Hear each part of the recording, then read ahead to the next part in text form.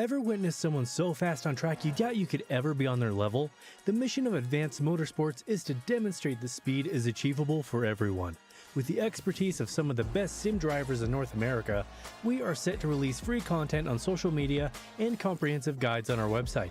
For those seeking the ultimate experience, our Advanced Motorsport Institute and personalized coaching sessions are the way to go. No matter your level of experience, we invite you to follow us on our social media to learn to be fast.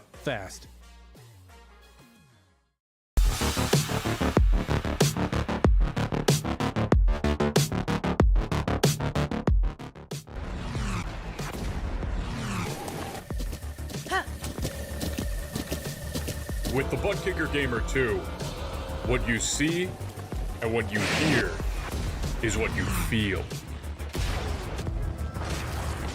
Butt Kicker. The future is feeling.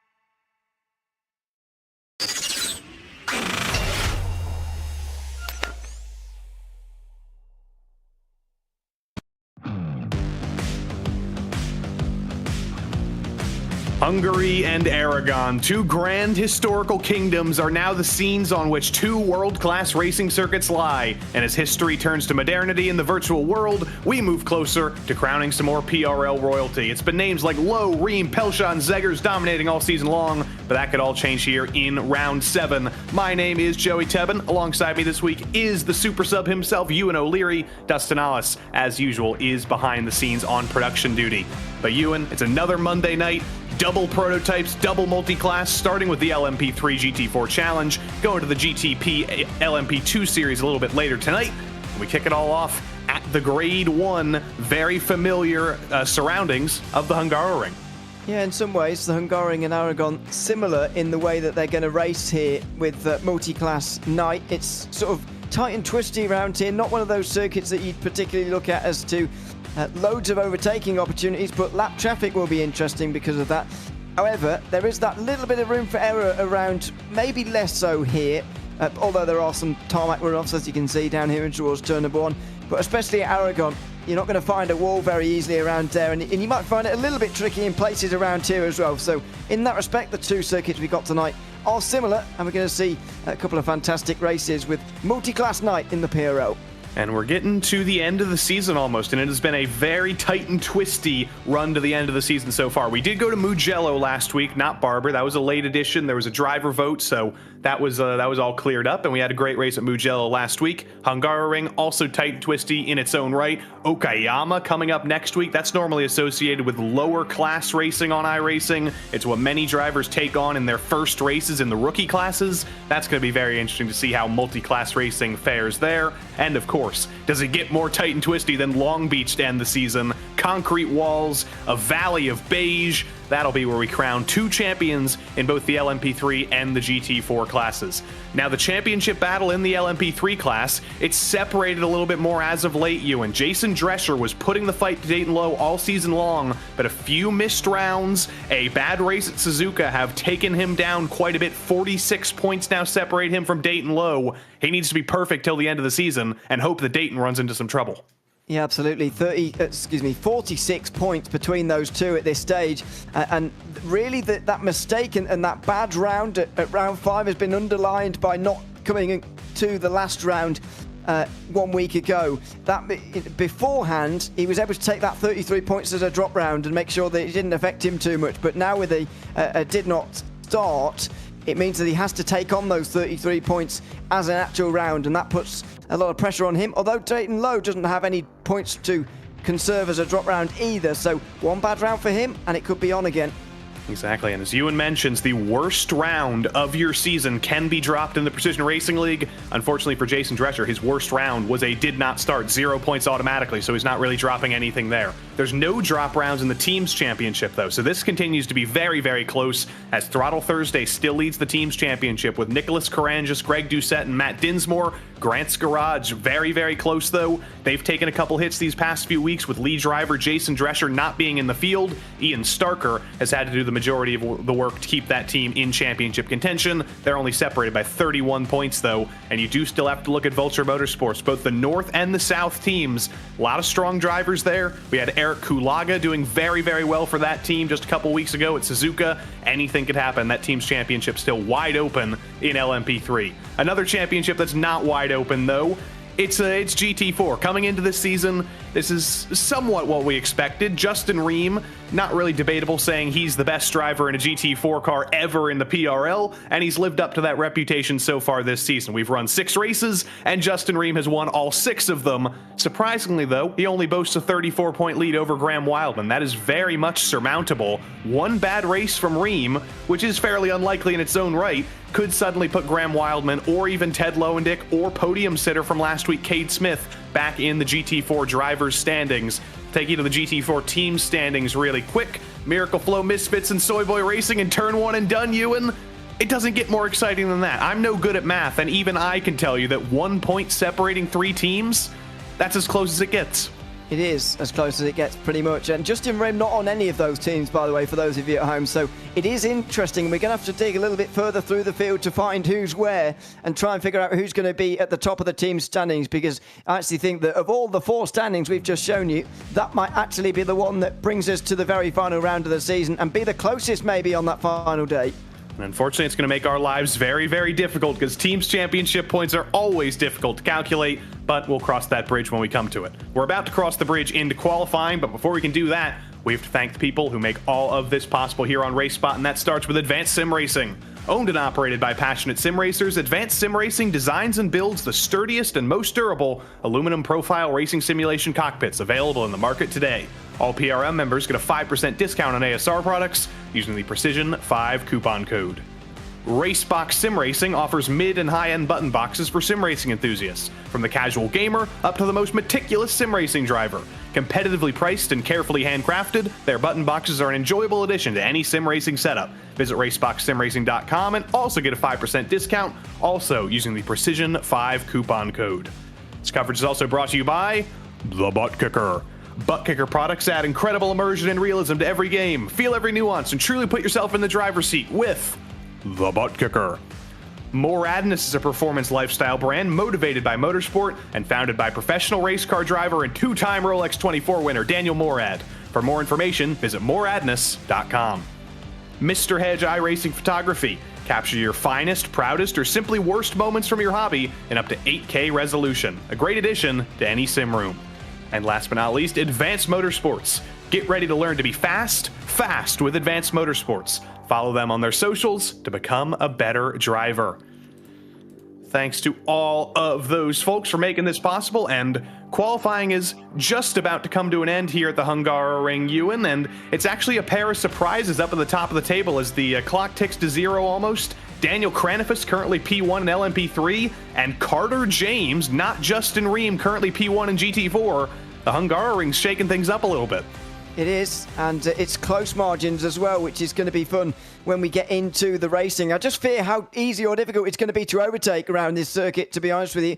It's not always been so difficult in Formula 1, which has seen a lot of racing around here, of course, in the past. How easy is it going to be in LMP3 and GT4? I think the traffic may well open some things up. Let's see. And as the clock ticks to 0, or in Hungarian, nulla, we get to see the grid here at the end of qualifying, and it's Double D on the front row. Daniel Kranifus will start from pole for the first time in the PRL alongside Dayton Lowe. Jason Drescher's back in the field this week. He's looking to get his championship back alive. He'll start the race alongside Matt Dinsmore. But there's a lot of Dazzle camo in this part of the grid, because behind Dinsmore it's his two teammates, Greg Doucette and Nicholas Karangis, on row number 3. P7 went to JP Alfonso as he returns to this series alongside his teammate Kwok Nin. Ian Starker and Nicholas Salaputis round out the top 10. Vincent LaRue has been on the podium this season in his first season in the PRL. He's started a little bit deeper than he expected. They'll have Nico Sanitatis gets third for the Vancouver drivers alongside him. Michael Fowler and Josh Kim make up row 7, and that makes a 14-car field here in the LMP3 class. In GT4, as I mentioned, it is not just a remodel, it's Carter James doing a phenomenal job putting that echelon for Mercedes the whole. You see if he can hold off Justin for the entirety of this 35-minute race. Maxime David looked like he had the best chance of beating Justin Ream all season at Mugello. It ended in a spin. He's back for redemption this week as he starts alongside Adam Ostrich, Graham Wildman, the fan favorite, and Kalen Tobin looking to become a fan favorite himself. They both start together on row number 3. Michael Doyle starts P7 ahead of Ted Lowendick, who got home very, very late today. He's currently running on, I think, about 7 or 8 minutes of practice, so to be P8 at all is pretty impressive. You'll see him improve throughout the race running. Jean-Sebastien Bédard and John Krauser round out the top 10. Nathan Jennings and Gary Gainsel round out the top dozen. Then down in unlucky 13th, there was Mr. Sean Romig starting alongside Tim McLeish. Brett Punkari, Princess Daisy starts 15th alongside the second of the Jennings, Will Jennings. Doug Evans told me before the race, I'm not winning this week. Let's see if he can prove that wrong and make up 16 spots today as he starts alongside Duncan Starostka to round out 18 cars in GT4. But the hits keep on coming because Robert McGeehan will start from the 10th row alongside Dan Gorman. He's the lead Gorman as he'll start directly ahead of his brother Kenny in the Porsche. Well, that's a lot of cars, Ewan. As always, that is a big field, and it's at the Hungaroring. You can already see the tightness, the twistiness, and it's a short pace lap as well. You don't get much time to heat up those tires. Give me a one-word answer, Ewan. Who's winning this race in LMP3? I think we're going to see... oh, that's more than one word, isn't it? That's too many words. You've already failed. Low. Dayton Lowe, Ewan picks the favorite. Let's see what's going to happen. It's Daniel Kranifus, sort of an underdog. He's been on the podium a couple times this season, but for the first time, he's going to lead the field to green in the LMP3 GT4 Challenge. Look at Jason Drescher, though, in the pink and the purple and white car, peeking to the inside of Dayton Lowe. He looks to take second into turn 1. GT4 at the bottom of your screen takes the green flag simultaneously. It's an excellent start from Carter James as he stratifies the GT4 field. LMP3 filing through turn 1 at the top of your screen. Everybody in cleanly. But let's see what Justin Ream can do down on the bottom. He peeks to the outside. Up on top, Dayton Lowe peeks to the inside of Kranifus. I don't know where to look, Ewan. It's all kicking off on lap 1. It is. It's a very lively opening lap. Kranifus has made a good start here. Drescher's actually pretty close to Dayton Lowe on the way up the hill here towards the kink at the Hungaroring. Through turn 4 they'll go single file in LMP3, and they've sorted things out, and in GT4 maybe less so. Carter James has made a good start here, but the real battle's for third place. Maxime David is into third ahead of Graham Wellman, and it does seem that there's positional changes even on the way up towards turn 4. That was dicey. It's always tough to run side by side through turn 4, and Graham Wildman said, I'm braving it on turn 1. He gets by Kalen Tobin, but this is going to be a battle to watch all race long there. Justin Ream hunting down Carter James. Ream is not a driver who's used to running behind another car in the GT4 class this season. He's simply qualified on pole every single race. He's led the majority of every single race. I think the only time I remember him being in second was a short period after a pit cycle where he was following Graham Wildman, but now he's got his work cut out for him trying to pass this Mercedes. It's going to be difficult to do so as well. The Mercedes very wide around this circuit. Will be able to put it in all the right places to just defend on the way down towards turn 12. Another fade of a defense, but that's sometimes what you want to see as the following driver. If you can already see that you're putting the pressure on the driver in front and making them think about you in the rearview mirror, then you're already doing something right. Well, at the end of lap 1, it's always one of the most difficult things to start on pole for the first time and to survive lap 1 with the ultimate pressure behind you. But Daniel Kranifus has done exactly that. Carter James has done exactly the same. But let's give some love to LMP3 here back up front, because Kranifus was feeling the pressure. You saw Dayton Lowe going for a few opportunities at a move. He looks again, coming down the hill through there, locks up the wheel through turn 2. They're going to slot in line, but Vincent LaRue down to the bottom of your screen, he got into a little bit of trouble on lap 1, and that's to the inside of Nico Sanidakis, and there's some body panels lost there. And that's awkward. That's into turn 5, looking for a way through there, and you can find a space down the inside there, but not on that occasion. Carter James on the inside here at turn 2. It's Justin Rim trying to take the lead away already. Not able to do it just for the moment, but he's looking so threatening. He was hunting. The outside of turn 2 becomes the inside in turn 3, but James able to make the outside run work. That is very frightening, though, I think, for Carter James. When you see that Justin Ream is willing to attack, he's not willing to ride behind and save fuel. He wants to take the lead on track, and he is throwing everything at James. Nothing doing, though, into turn 6 and 7 through the chicane. It's going to stay one by one. Nathan Jennings got into some trouble through the S's. Doesn't look like anybody was collected with him, but he had a little bit of a spin, and down at the bottom of your screen, Carter James is getting hounded through the same section of the track. Oh, and this time, Ream's going to be through. He'll be on the inside for the all-important turn 11, and he's already basically all the way through anyway. Carter James can't go around the outside here, and he's got to be careful he doesn't get freight trains now. There's so many drivers right behind wide. This. They fan out towards turn 12.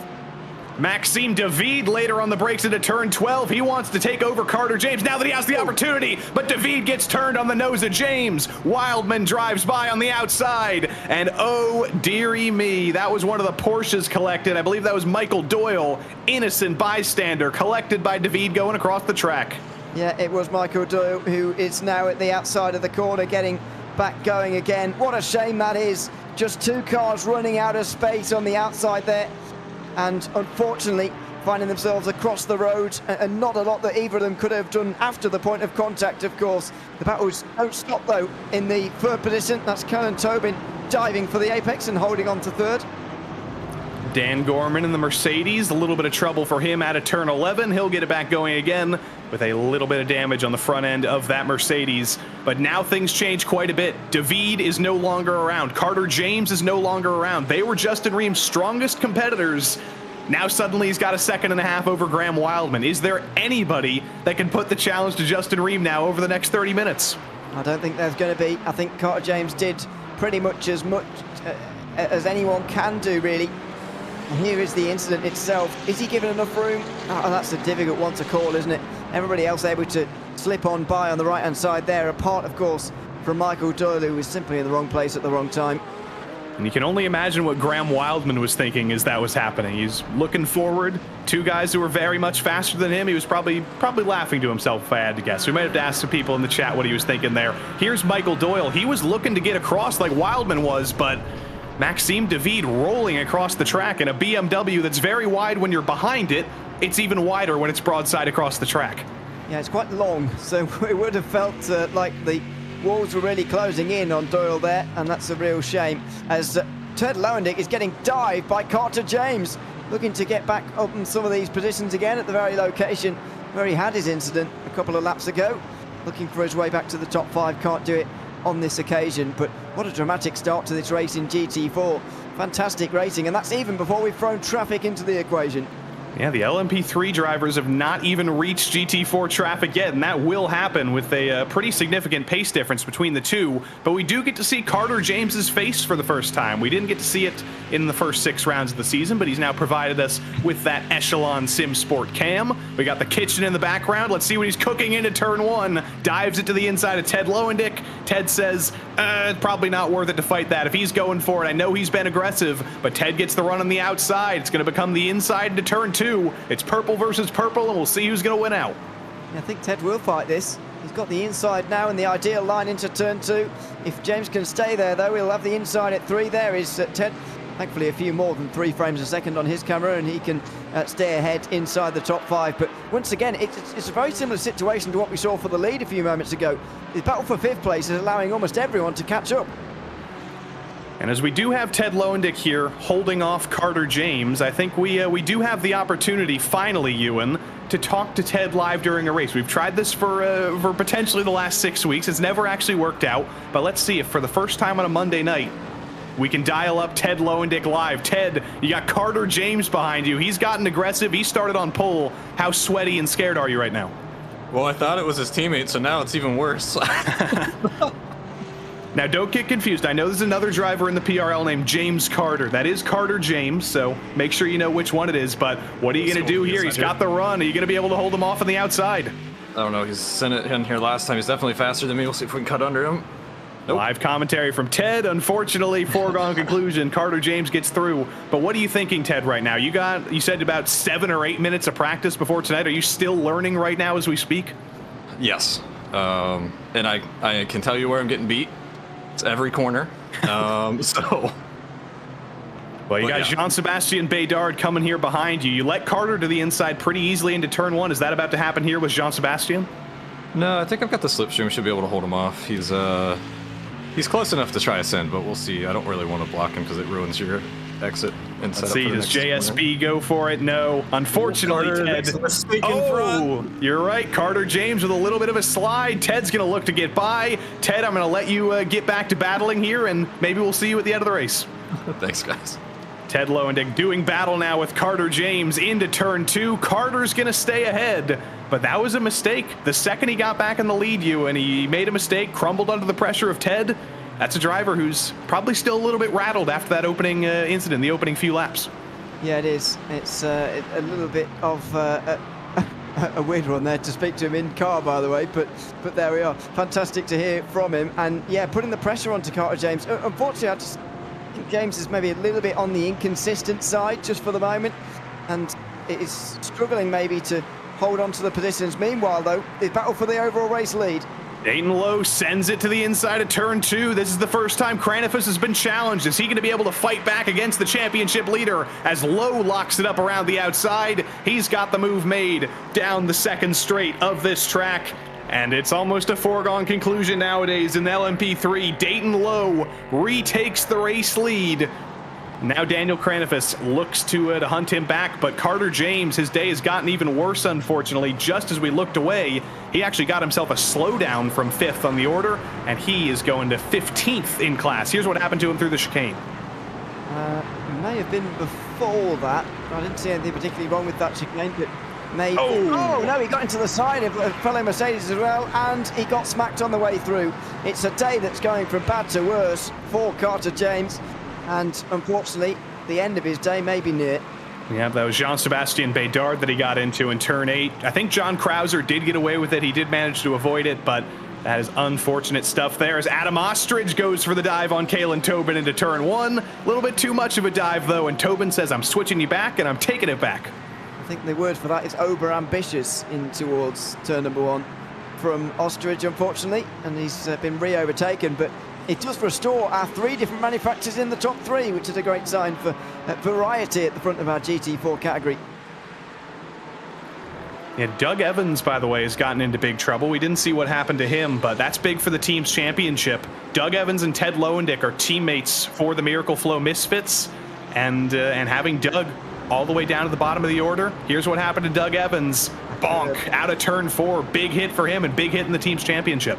It will be, yeah. It's just that curve that you can get onto so easily around there at turn 4, which is, a committed corner, of course, and there's no wall near, but effectively you can count that curve as a wall. Just on the other side of it, there's kind of a slope downwards, and you can very easily spin up the rears, getting too wide there, and get straight into the wall, as we've just seen. So it's a real shame for him, but he's got to hope, and they will hope that, and maybe believe that some other teams will have problems throughout the day. Got some inter-team warfare here. Throttle Thursday with Matt Dinsmore in the lead of this battle. JP Alfonso for Vaporworks charging from behind. JP's missed the past few weeks, so it's good to see him back in the field. And now he's got to deal with some GT4 traffic. That's Robert McGeehan in the McLaren coming up. Is he going to hold up Matt Dinsmore? Can Alfonso use him as a pick? He slots right through into turn 11, and we'll ride on board with JP as he continues the hunt.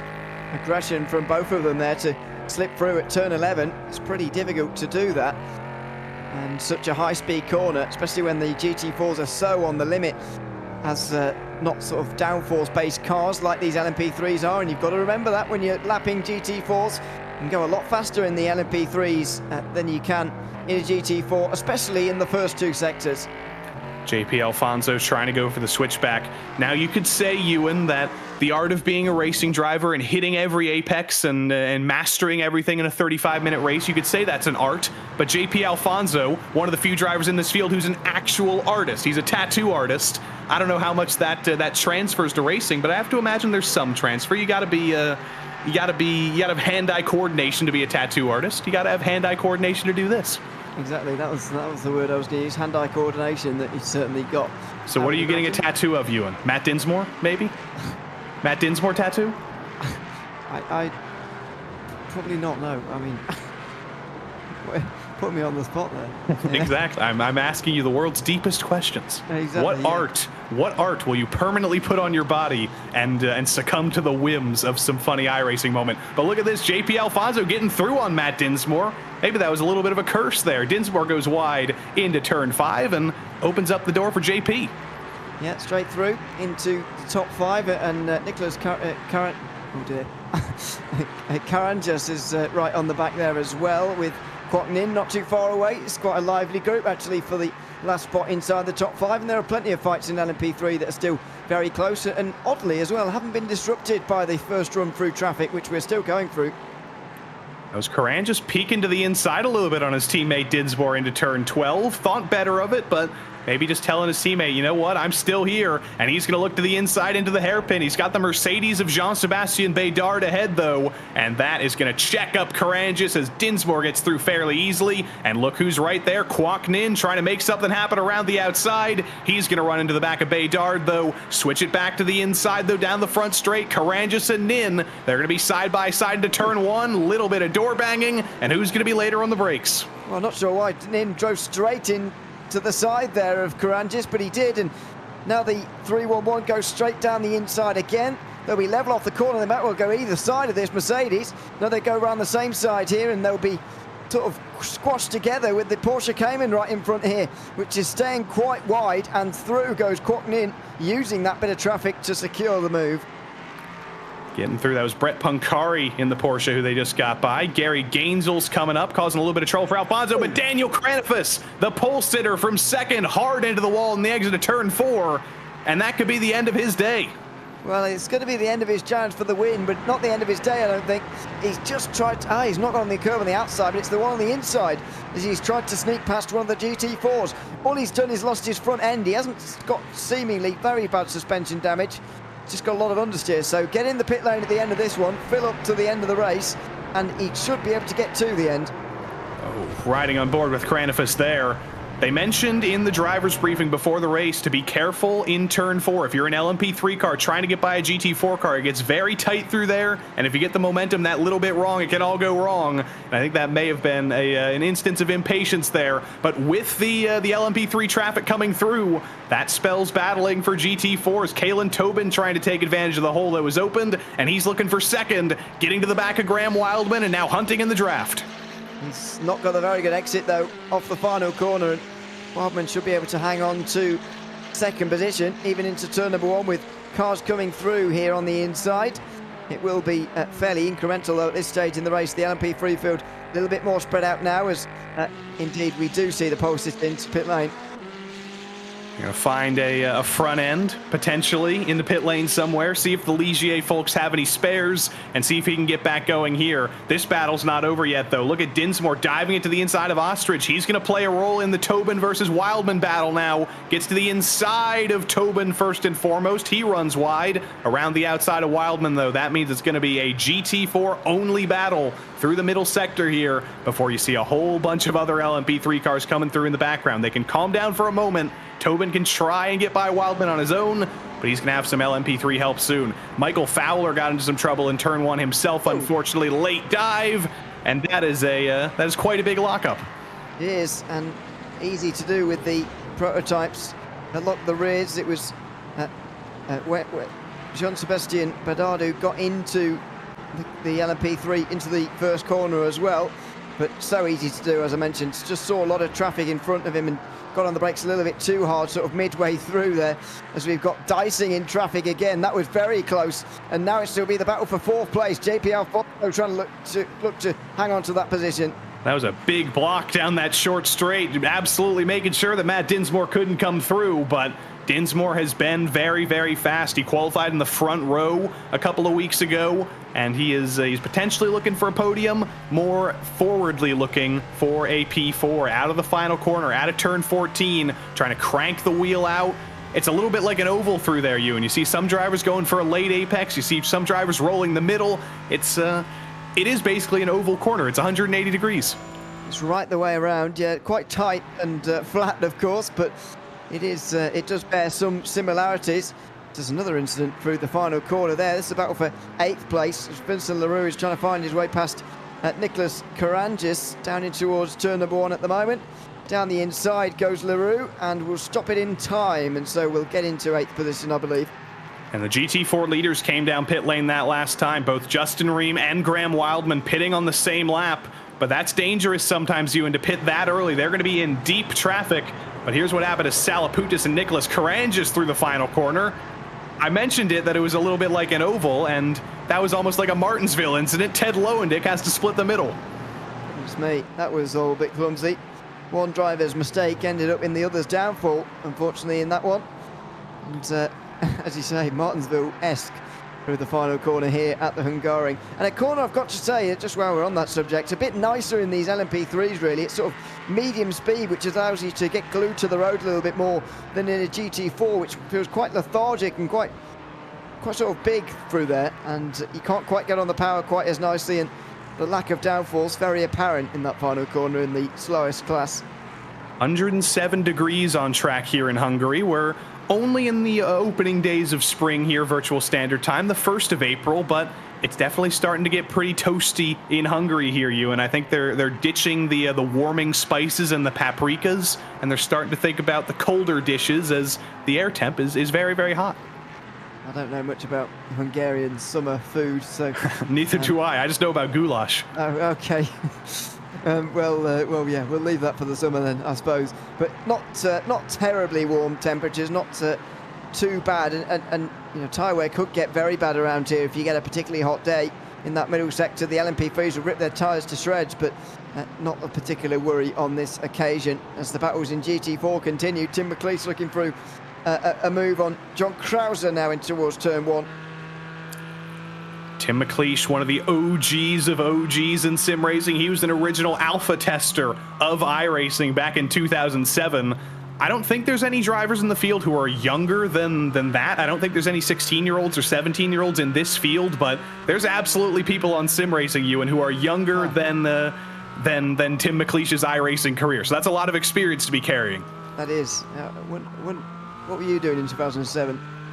I would have been 6 or 7 years old, so I would have been in kindergarten or 1st grade, probably watching SpongeBob or something. I was going to say, sorry, I shouldn't really say that, shouldn't I? I know people don't like to feel old, but anyway, certainly a lot of experience, so no worries about that. And looking for a way through, not quite as easy as you like, actually. You can pull back for a late apex at turn 5, and John Krauser does just that to hang on to P5. I'm sure Tim McLeish feels fairly young normally, but I think the one thing that's going to make him feel pretty old is the fact that the car that's in front of him, it's covered in a cat pattern. It's not a normal livery. This is the John Krauser mobile that we've seen many times this season. The entire livery is a puzzle of cats, and I've still been waiting to hear the story behind it, but it is beautiful. Yeah, it's a nice livery as well for the Absolute Racing team. Certainly distinctive, certainly not going to miss it, and there's a lot of nice liveries, actually. I don't mind the orange on the traditional McLaren orange, actually, behind either. It's a fantastic looking battle with another great looking LMP3 coming through. There's some really quirky liveries on this grid this season, and it's fantastic to see. Oh, another familiar livery, the Mission 22 colors of Nathan Jennings. Unfortunately, it's not in such a good position, doing a little bit of rallycross through the grass there in turn 11. He is going to get it going, but the fact that he's driving so slowly tells me he may have a bit of damage, letting Robert McGeehan by there, I believe, and Brett Pancari behind is going to catch him up. Nicholas Salaputis and Vincent Leroux, though, they're going to be going back at it. Salaputis has had some troubles today. Leroux's had some troubles today. Nobody's had more troubles, though, than Nathan Jennings, and that's a weird one. He's gone off on a near straight there, and I think he must have had some technical problems because he had to come to a complete stop. I wonder whether he had to sort something and then get back going again there in the gravel. So that was clearly a technical problem through the middle sector, and admittedly there are worse places he could have had that, so he's gotten away with one there. Yeah, and that's one of the unfortunate realities of sim racing. In real life racing, you can have a technical failure, you can have your engine blow, you can have a gearbox explode. In sim racing, you can have your internet go out, or you can have your pedals disconnect, or you can have any sort of technical issue as well. So maybe it is a little bit of realism. As Nicholas Caranges, talk about realism for him, clips the barest inch of grass, I think, on the outside of that corner and loses that car. Yeah, I think he did. That's exactly what happened for him through turn 3. Be careful rejoining. He gets underway without disrupting anybody else, thankfully, and will be back underway again. He's already made his stop, by the way, just 7 seconds in the lane from him. So he's back going again rather nicely. Unfortunately, I was expecting Daniel Cranford's back out on the circuit. He hasn't returned again. And this is the risk I was talking about when Justin Ream came down pit lane early. He's dealing with traffic. He has to pass these guys for position, and he's stuck behind Gary Gainesville here. One of the Throttle Thursday cars getting through in turn 12, and Justin Ream took way, way longer than he may have done otherwise to get around that Mercedes. I think he is going to get around him in turn 13. It's not going to be that easy, though. He's forced the wide and long way around. He does finally get by as Gainesville has to bring it down pit lane, but that was a lot of time lost for Justin Ream. Yeah, and I don't think it's going to matter, though. He should have the sufficient gap to withhold the lead. It's a long stop for Callan Tobin as well, 13 seconds, just over a second longer than Justin Ream, and so the Porsche will be through rather nicely. It's about the battles further behind and who comes out where in the other battles really here as they dive for pit lane. So lots of pit stops happening at the moment. The order will be everywhere for the next 2 or 3 minutes. There's only a few stragglers left in GT4, and by a few, I mean one. Only Ted Lowendick has yet to bring it down pit lane. He is going on a titanic fuel stretch here.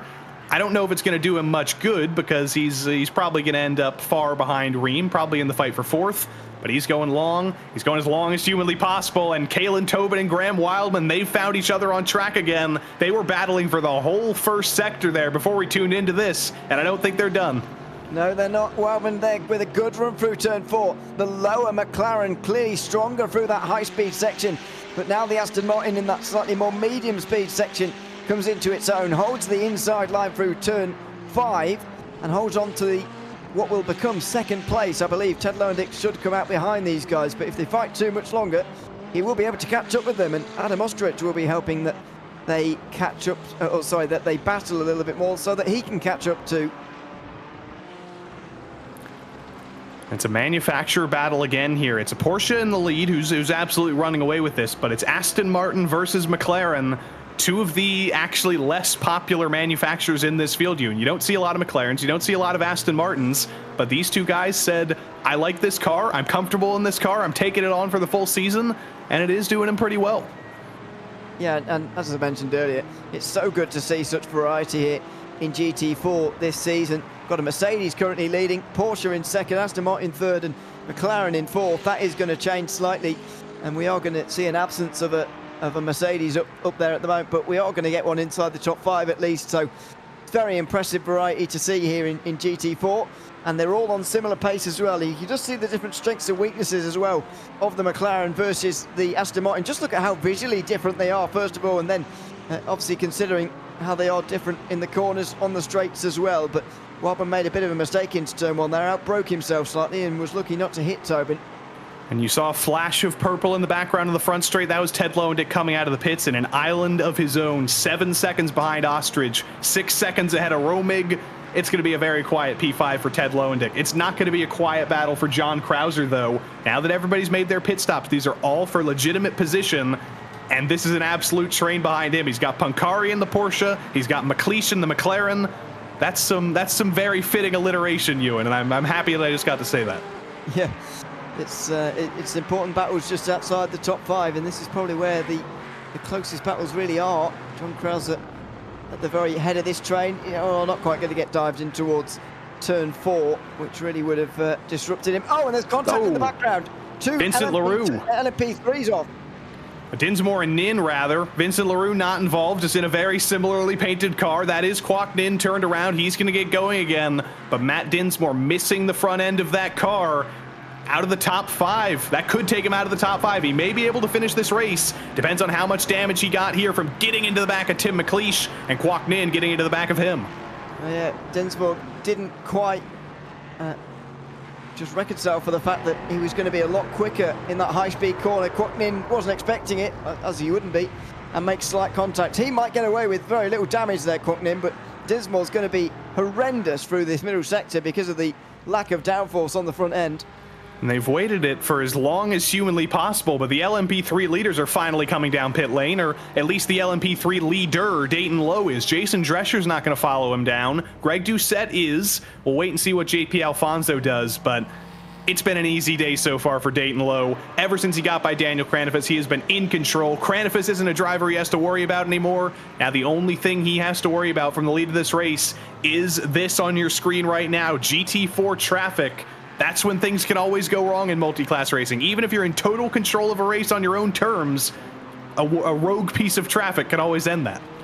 Yeah, absolutely, and that's the problem in this series. Multi-class racing, exactly what you've got to expect and got to account for, especially at a circuit like this one, which is pretty difficult to deal with in terms of traffic, although we've not seen too many traffic-based incidents so far in this one. That last one, I guess, at turn 4, probably the most obvious example of that. It's been pretty nicely raced by these drivers. You've got to remember that this circuit is relatively wide at points, and so traffic eventually have found it easy-ish to go through, but it's not easy by any means. GT4 is trying to help out a little bit more on this occasion and getting in the way, arguably slightly, of that LMP3, which will drive down the inside of the chicane now and work its way through. So just a little bit of give and take here. The GT4 is helping out slightly.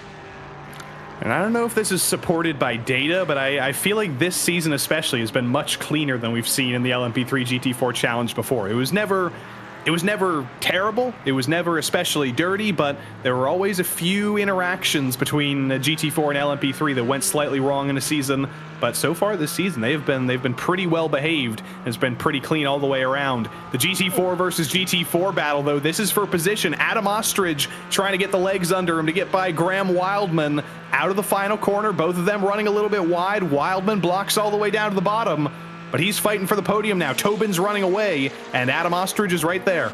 Well, look at the weaving around as well. Wildman there didn't know how much to defend, whether he would need to at all. In the end, he was able to take the racing line, but the McLaren looked strong enough in a straight line there, and on the traction especially there as well.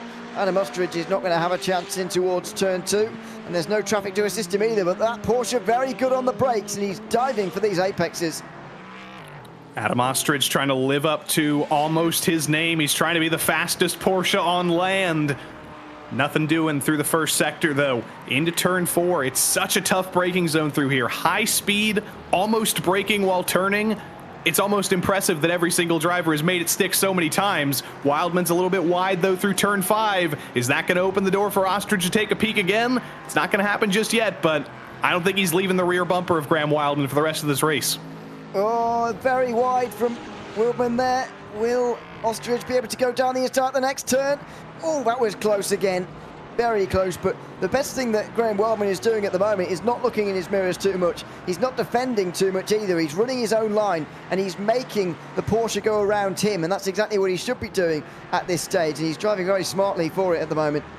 Here comes Adam. Jason Drescher getting through on Wildman, really checked him up, but Ostrich is going to have to make it work the long way around in turn 12. That is tough to do, and it's going to be a little bit too tough to do for him this time, as Wildman is going to hold on for just the moment. It switches back, though, into turn 13. Ostrich takes the inside back. This whole final sector is a switchback, though. Wildman's going to be back on the inside now, and he's going to bump doors with Ostrich as he takes third back.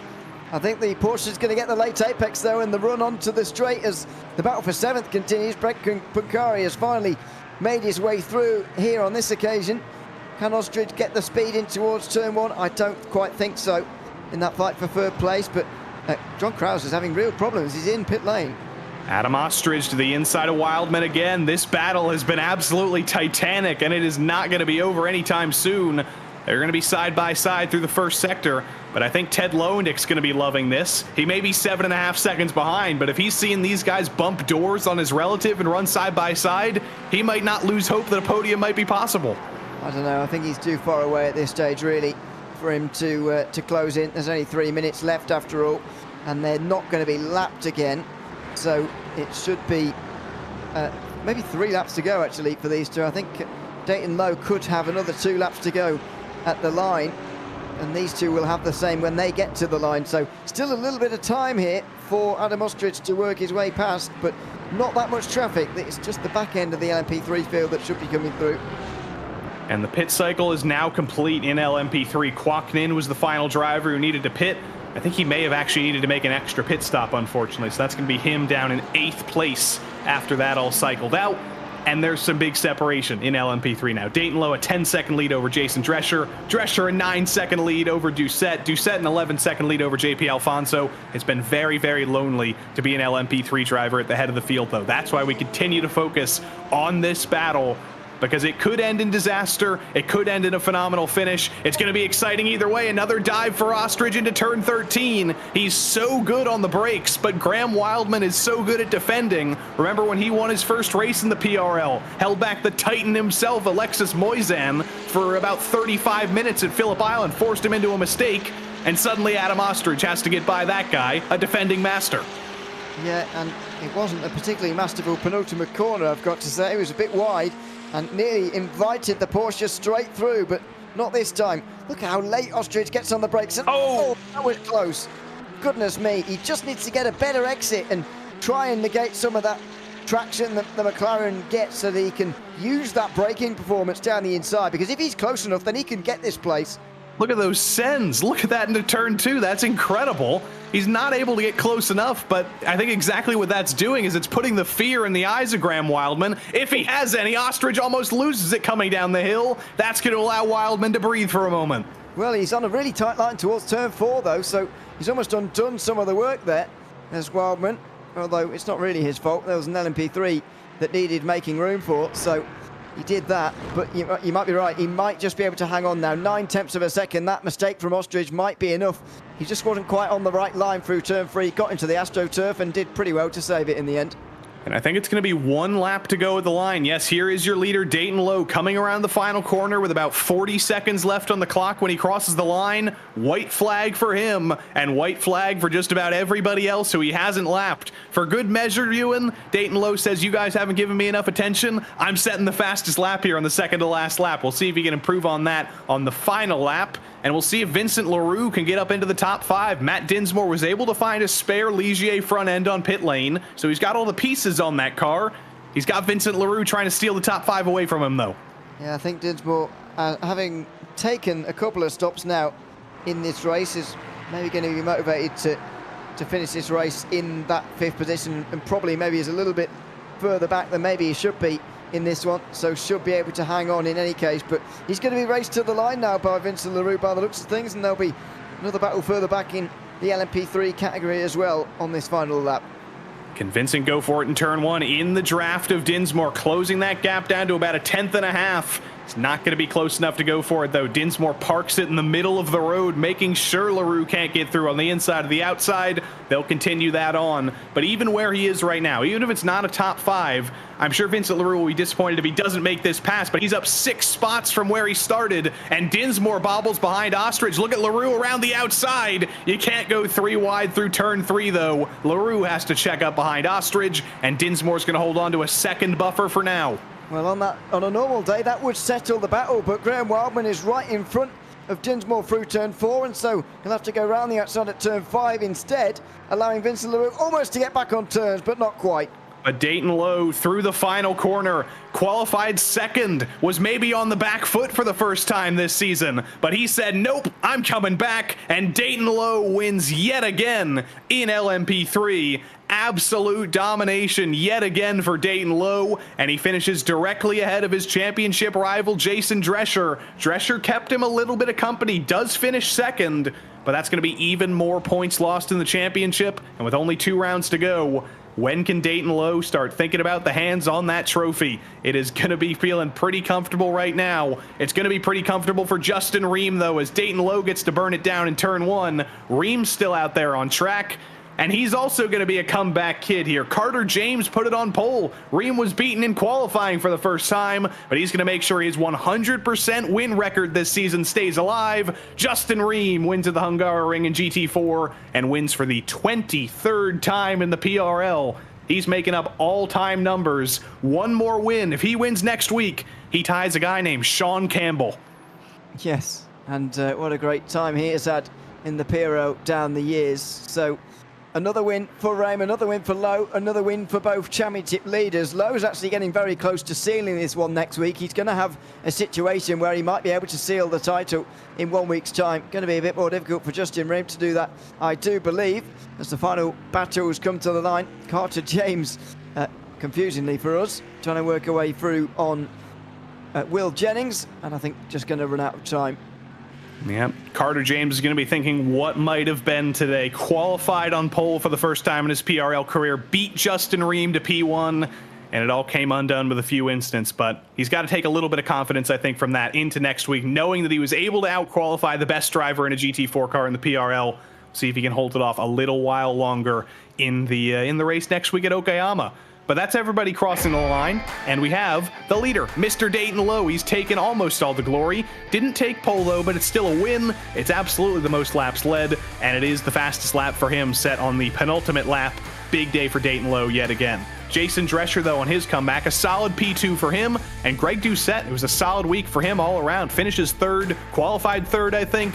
Nothing you can say negatively about that. JP Alfonso has his best race in the PRL. He comes home with a P4, and Matt Dinsmore does hold on to the last spot in the top 5 ahead of Vincent Leroux. It was a comeback for Vincent Leroux in his own right, though. He was up 5 spots from his qualifying spot, and Kwok Nin may have been a little bit higher if not for a late race spin with Matt Dinsmore. Sanadakis, Starker, and Salaputis round out the top 10. But 4 more drivers, Nicholas Karangis and Michael Fowler, both finished in the last 2 spots in the lead lap. Daniel Cranifus started on pole, but it ended in a crash for him, and Josh Kimball did not get off the line in the first place. 21 laps completed by 13 drivers. Justin Ream wins again in GT4, qualified second, took the lead after about 2 laps, and never looked back. Kalen Tobin finished second after battling with Graham Wildman, and Wildman did get to use his defensive strengths for good, and he held back Adam Ostrich to hold on to that podium. Ted Lowendick, for 7 minutes of practice, P5 is probably pretty good for him, ahead of his teammate, sort of, Sean Romig. Brett Punkari finished 7th, Tim McLeish was behind him. Gary Gainsel and John Krauser rounded out the top 10. It's a good day in the team's championship for turn 1 and done. Will Jennings and Carter James were the last 2 drivers on the lead lap. Robert McGeehan, Staroska, and the 2 Gormans went 1 lap down each. Nathan Jennings got into a little bit of technical trouble potentially. Doug Evans got into some wall trouble, and the used car lot was somewhat small this week as Jean-Sebastien Bédard was collected in an LMP3 incident. Michael Doyle was collected in a Maxime David incident, and the aforementioned Maxime David was down in 21st place all on his lonesome after a little bit of an oopsie with Carter James coming out of turn 12. But that's everybody in LMP3 and GT4, and now we get to talk to the stars and break out the PRL soundboard, because I'm just going to say the same thing I've said every other week. Welcome Dayton Lowe to the booth after winning in LMP3. Dayton, I'm starting to get very, very used to talking to you, because every track we go to, you find a way to pull out a double-digit lead and win the thing. I'm gonna be real, that was the hardest race of the season. Like, I was fighting for my life out there. Went 3 wide into the second to last corner just because I was that desperate to maintain the lead, but I'm proud of that win. And it did seem like it was tough. You were 3rd or so in practice, if I remember correctly. You qualified 2nd behind Cranifus. How did that change your mindset coming into this, knowing that you weren't going to start on pole dominantly? You were actually going to have to fight for this one again. The fact that I didn't get pole immediately terrified me, because having done races earlier in the week, it's so hard to pass here that you really need to be hyper aggressive at the beginning in order to even potentially win. So I saw that, but I played it aggressive and it paid off. Well, Dayton, that is 5 wins in 7 races so far this season. We'll see you at Okayama next week, see how that keeps going. I appreciate it. Thank you very much. Dayton Lowe yet again coming home with the win, and we can actually break up the Race Spot soundboard a little bit because normally it's DJ Clark who gets to talk to his best friend Justin Ream, but this time Justin's got a new best friend named Ewan O'Leary. Thanks very much, Justin. Welcome into the booth. Good to have you with us. GT4 winner tonight, of course, and a very exciting opening to the race. I've got to say, we thoroughly enjoyed it. But what was it like for you? Was it difficult to overtake around here in the laps you spent behind the Mercedes? Yeah, it's definitely not a track that's easy for overtaking. You kind of really got to set it up. I think Carter was kind of driving in his mirrors the whole time, which I noticed pretty early on in the first lap. So I think he just made a mistake setting in a little too deep into the chicane there, and yeah, I just managed to get by. And that's 7 in a row now for you in this series. How confident are you about clean sweeping the whole season? I'll have to miss next week because I'll be away on work, but I'll have to do the last race at I think Long Beach it is. Yeah. So Long Beach will be interesting. It's definitely a track that I'm not a fan of, that's for sure. So it should be interesting. It certainly will be. Well, we look forward to seeing you there at Long Beach. Congratulations on another win here tonight at the Hungaroring, and thanks so much for coming to chat to us. Thanks, guys. Take care. Thanks very much. Justin Rem, the winner of GT4 here this afternoon. That's a big story. He's not going to be here next week. He is going to take that as his drop week, though, so I don't think it's going to make much in terms of the championship, but it will make the race pretty interesting to see who can fill his vacuum. We'll hop up to LMP3 for a moment here because we've got Mr. Jason Drescher back. After a week off, we have you back in the field, and you're back on the podium after a pretty tough race at the Hungaroring for everybody.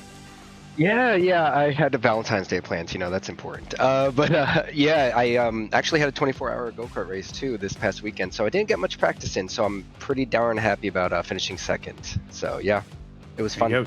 2 races to go to the end of the season now. Dayton's on a pretty hot streak, but how do you feel about Okayama and Long Beach to maybe end his winning streak and get back up there yourself? We'll see. Honestly, Dayton's been pretty darn stellar this whole season, so it'll be really tough to get ahead of him. But yeah, I'm definitely going to give it a try. Well, Jason, we're happy to have you back. Welcome back to the podium, and we'll see you in virtual Okayama next week. Sounds good. Look forward to it. Thanks, guys. Jason Drescher coming home in P2. Jason and Dayton, it gets pretty tongue-twisted there. But we will get to go back down to GT4 because we've got Kalen Tobin, who finished second, one of his best races of the season. Ewan O'Leary's got him. Kalen, welcome to the... Oh, well, he's gone again. Well, we lost him. I think he might be having some technical issues. So I say instead, let's go to third place in GT4.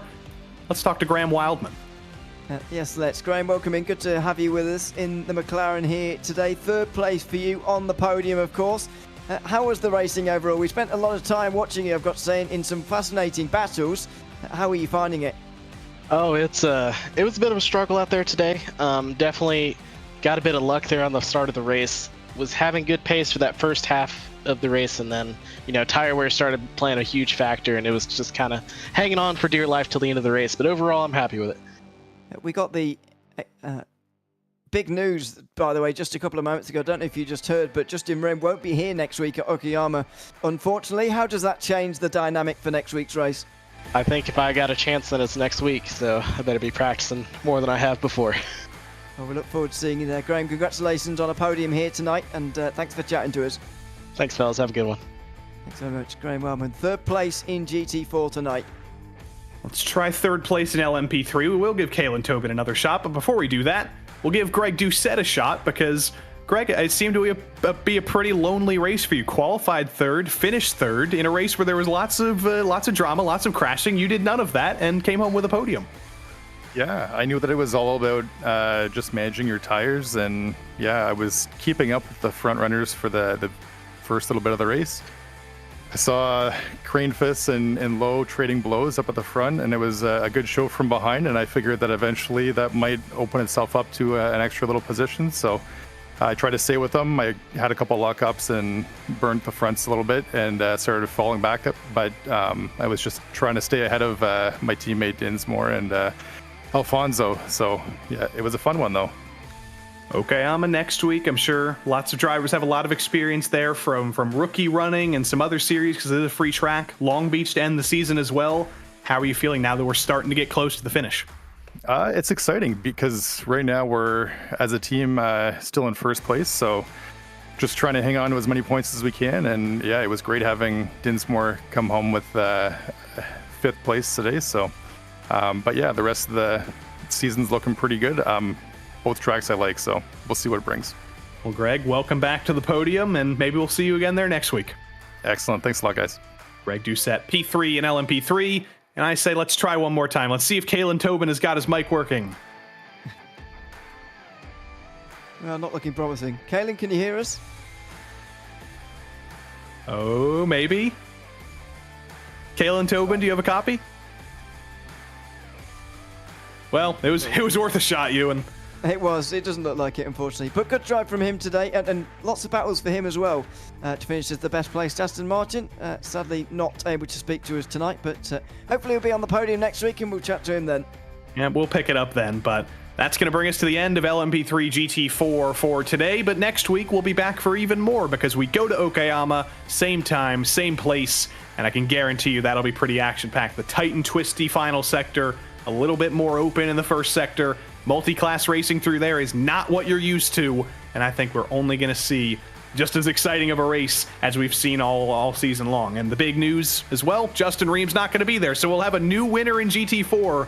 Who's it going to be? Does Graham Wildman fill the vacuum? Does Ted Lowendick do it? Does Cade Smith come back? It's all going to be a mystery, so join us then, and we'll see what happens. But don't leave, because we've got another helping of prototype racing tonight. It's the GTP LMP2 series to go even faster, even stronger, even harder, and even better. I did those in the wrong order, but that's okay. We go to Motorland Aragon, one of the newer tracks on the iRacing service. Similar to the Hungaroring in the large amounts of asphalt runoff and the large curbs, though. It's going to be a very interesting challenge here in round 7.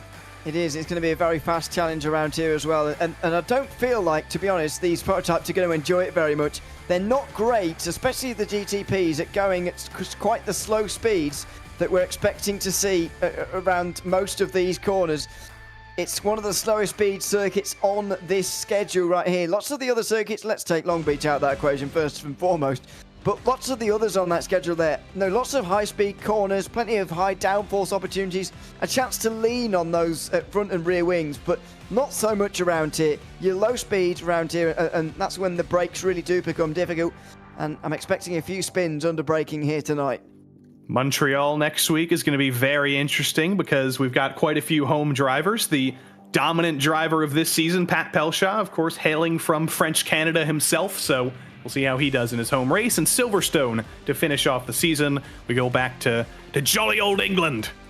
Oh, I shouldn't have done that. I just embarrassed myself in front of you, and what a disaster. But let's take it to the driver's standings really quick before I do any British accents again. Pat Pelshaw dominantly in the lead of this championship. He's had a similar season to Mr. Dayton Lowe. Hasn't won every race. He did lose Long Beach to Daniel Harris, but since then, he's been absolutely unbeatable. And everybody behind him, Michael Diaz, Nathan Bartley, his teammates, they're just thinking, what can I do to beat this guy? Yeah, and they're finding it tricky for the moment, and Michael Diaz especially finding it difficult 1 week ago. That will become his drop round, but since he only scored 39 points 1 week ago, that means he doesn't have a great safety net to fall back on anymore. He's really got to do well from here on in. He's got to break the streak of Pat Pelshaw as well, because that's 5 in a row now for the championship leader, and you've got to break that streak if you're looking to get on terms with him in these final 3 weeks. And Michael Diaz is trying to come back from a bad week at Mugello last week, jumped the start accidentally and got a penalty for that. He's going to be hoping for a better day today at Aragon. In the Teams Championship, though, shouldn't be a surprise to see Precision Racing Esports Blue up at the top, because that's the squad that has Pat Pelshaw, Michael Diaz, and Boris Ovando. They've won 6 out of 7 races so far, or 5 out of 6 races, I should say, and Michael Diaz or Ovando has basically been in second every one of those weeks. SRT have had some solid runs to themselves. Dave Manineau and J.R. Williams and Eric Palacio, they're doing a solid job, but just isn't quite enough for Pat Pelshaw just yet. But we'll see if they get their first win in the final rounds of this season.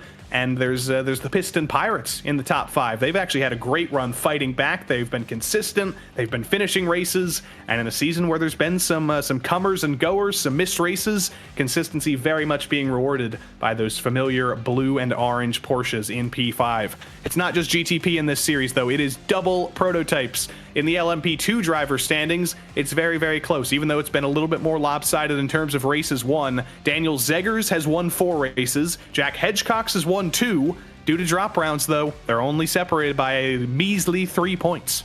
Yeah, I think this is the best Drivers' Championship on Monday nights that we've got, and the best one in terms of we might well get a finale between these guys. Daniel Zeggers, though, has got a lot of pressure on him. He is the championship leader, and everyone's got that target on his back, of course, but the fact that he DNF'd the 4th round of this championship means that he's got nothing to fall back on. If he has a bad round, he will take the full hit of the points, and Jack Hedgecock will be able to move into that position. And a lot of drivers down there looking for their first wins of the season. Caleb Lehman won last season. Joshua Chinsky won last season. And many other drivers who are looking to put their face in the spotlight. Doug Sorrentino, Michael Belair, Luke Wallace, Andrew Wood, Chip Michaels. The hits keep on coming. We'll see who's going to be able to get it done this week, because qualifying is currently underway, but the team's championship standings come first because they have actually switched around for the first time this season. It's no longer Go In Racing Ruby in the lead of the team standings in LMP2. SRT have passed them. Only by 15 points, though. It's very, very close. Precision Racing Academy are going to play a role as well. And you can't even count out Speed Designs, for that matter, down in 4th. They may be 56 points behind, 46 behind. That's too much math for me to do, but that's still within touching distance with 3 rounds to go in the championship. And now it's time to take us into qualifying, because there's 5 minutes left, Ewan. And I'm going to say the thing I've said every week. It should not be a surprise that the championship leader, Pat Pelshaw, is on pole in GTP, and the championship contender, Jack Hedgecox, is on pole in LMP2. Yep, it's pretty close in terms of their respective qualifyings, though. Hedgecox just a 10th ahead of Daniel Zeggers in LMP2. Pat Pelshaw only has a 10th over Nathan Bartley as well, so it's encouraging news in terms of the closeness of the field, and that is fantastic to see. But it's going to be such a struggle around here. Not many people are going to know this circuit very well. It's not in sim racing very much, and it's not been in iRacing for very long, and so there's going to be a real lack of experience, so what is a pretty difficult racetrack to master. It's right on board with Boris Ovando here. 5/10 off his teammate Pat Pelshaw right now, but still plenty of time left in this session. And potentially plenty of time left on this track. It's closed qualifying in this series because it's multi-class. Normally in the PRL on the road side, it's open qualifying. You have every driver on track at the same time, but because there is one class and a slower class, that would be all sorts of nightmares for traffic, so everybody gets to go out on their own, 10 minutes, 4 laps, and you do your best. We'll ride on board with Boris Ovando here through the final sector, and we'll see you in that they're not going all the way deep into the hairpin. We're going to take a very, very fast left-hander here. That's going to be one of the biggest places to make up some lap time. Yeah, it's going to be such a high-speed corner around here. The load on the right-side tyre is quite frightening. Just make sure you don't extend out too wide on the right-hand side there either. Don't break track limits, as Ovando does improve. Now 3 tenths away from pole, but still just 3rd in this session. Going to give some big credit to Grigor Georgiev. I gave a shout out to the Piston Pirates for being P5 in the team's championship. Georgiev is having his best qualifying run yet this season. He's clearly put the practice in here at Aragon, and he's doing a pretty solid job there. Joshua Chinsky, he's within touching distance of Hedgecox and Zeggers, only 3 tenths behind. But is there anything he can do into the middle sector to potentially find those extra 3 tenths? He has won in this series before, just hasn't done it this season with those 2 Titans ahead of him. No, it's been tricky, and this session not really showing that too much, to be honest, because the field's so close. But over the course of a race, it is going to extend out, and these gaps are going to get a lot bigger. Chinsky is going to go for a spin, though, on the traction zone out of turn 10. It's so tricky to turn and accelerate all at the same time while you're trying to get through there. Unfortunately, he just gets it slightly wrong. Not the first spin we're going to see tonight. Yeah, it is. I think it is the first spin we've actually seen from him this season, because I haven't had to say Spinsky once until now. He's been so well behaved. I'm glad about the fact as well. I think he is too, and I am as well. Daniel Zeggers into the final corner. Can he dump his championship rival off of the top spot? Tight run through the final apex there, clips the curb and brings it across the line. No faster than his best, and that's going to be his last lap. Only 1:30 on the clock. Unless he pulls some light speed out of the bag, I don't think he's going to make it around this track in 1:30. No, no. not even in a GTP, you won't manage that. They're about 4 seconds slower than the GTPs around here, by the way, which means it is going to take a little while for them to catch lap traffic. It's not going to be a huge factor in this race, as Nicholas Schwartz, that's the first lap of his race, or his session, excuse me, only about half a second quicker than the fastest LMP2s. These classes, of course, not split up massively in speed. Ryan Chandler, one of the two Chandler brothers here in the field. He's going to bring it through the final corner, going very, very tight to the inside. Got to be careful not to get a slowdown through there. He doesn't have to worry about that, though, because he's not going to improve on that lap. He's going to stay P14 in LMP2. Here's Grigor Georgiev, the aforementioned driver who's been on a very hot run so far. It's his best qualifying ever in this series in P7. He's not going to make it to the line in time. Although it might be close. It might be close. I'm doing some math in my head right now. If he can make it around in 1:35, I think he might be able to make it. But it's a race against the clock now for Grigor Georgiev. It is, and he needs to improve on his own previous best by about a second if he wants to do this. But he might be able to. If he's going to manage that, then he could even see himself on the second row of the grid. But that's not going to happen. Georgiev goes for a spin. The rear end letting go.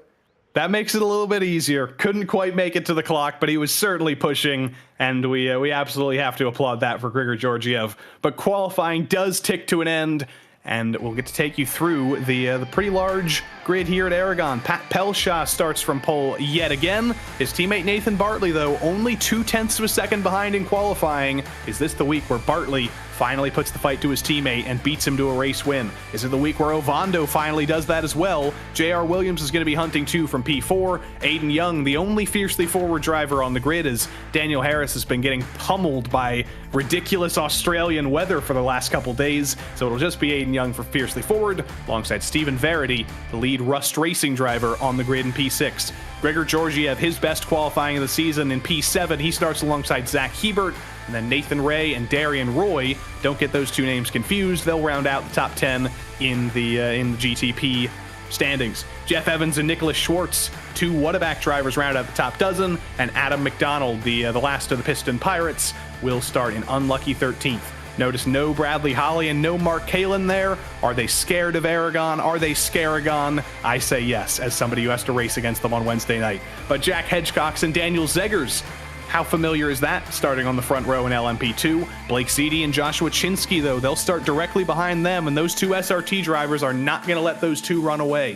Frankie Arvello qualifies in the top 5 for the second week in a row, and Matt Carroll starts from P6, looking for his second podium of the season. Storantino, Wallace, Michaels, and the Fresh Prince of Bel-Air round out the top 10. Carson Quint starts alongside the leader of the Chandlers. Reagan Chandler wins the battle this time out. Josh Goen lower than he would have liked, an unlucky 13th. He starts alongside the second Chandler, Ryan Chandler. Then John Leedy and Matthew Falk round out a 16-car field in LMP2. A little bit smaller than we would have liked. No Andrew Wood in the field, and a few others who said, you know what, it's probably not worth it showing up to Aragon, but I'm thankful for the 16 that did, and I'm thankful that we've got a full pace lap here, Ewan, to get all those tires warmed up and to get all of our Aragon puns out of the way. They're going to be Aragon by the time this is over. Oh no, we're terrible. We should be kicked off race. There we go. Anyway, by the way, I don't think they're going to have many problems finding the tire temperature around here. Just look at the conditions right now. It even visually looks very warm. 99 Fahrenheit. It's actually not as warm as it was at the Hungaroring, but just look at the sort of surroundings around here. Not much grows around here, and there's a reason for that. Not much water about, and so quite a lot of temperature as well. So it should be a pretty warm day, but we're still in the 1st of March in Sim, early springtime, and so temperatures won't be over the limit and overly warm, and they'll be very glad about that, especially when they're going around the high speed of the final turn. Yeah, I don't know what you can grow in the climate like this. It's very deserty. I know you can't grow any herbs around here, because then this track would be called Tarragon. This is getting bad. Those are the only ones I have. But I could pop up some more. We still got half a lap to go. Well, I hope you don't. That's valid. That's certainly valid. But I'll ask you, Ewan. Nathan Bartley, 2nd place right now. He's been solid this season. He's had some podium runs. He's had some speed. But when you have to beat a guy like Pat Pelshaw, who leads your team, who practices for literally hours every week and learning new tracks, How on earth do you try and beat that? Well, exactly. That is the problem. As you say, 3 podiums so far this season, but at what stage can you really get above Pat Pelchat? I think it's going to take a mistake, to be honest, from the 919 driver. He's got the championship lead, he's got 5 on the bounce, he's got a run going, he's been on the podium every time this season, and I think personally, if he finishes on the podium, then it'll be the top step. Can't see anybody beating him to the line on pure pace. It has happened before, of course, back in the first round, but can't see it happening again. It's going to have to be one of those races where he has problems. Is today going to be that day? Well, it will be one day, so maybe that is today. And this season, he's not Pat Pelchat anymore, I think. I've forgotten that I'm trying to get this rung in. I think he's practice Pelchat now, because that's all he does. Every week before this comes around, this guy is learning a new track or testing the car or building setups or something. He is practice Pelchat. I'm going to try and pound that in. Well, he's certainly proved that over the course of this season with 5 wins in a row. Plenty of drivers have done that in the past. It's not some sort of record, but it's nevertheless very impressive.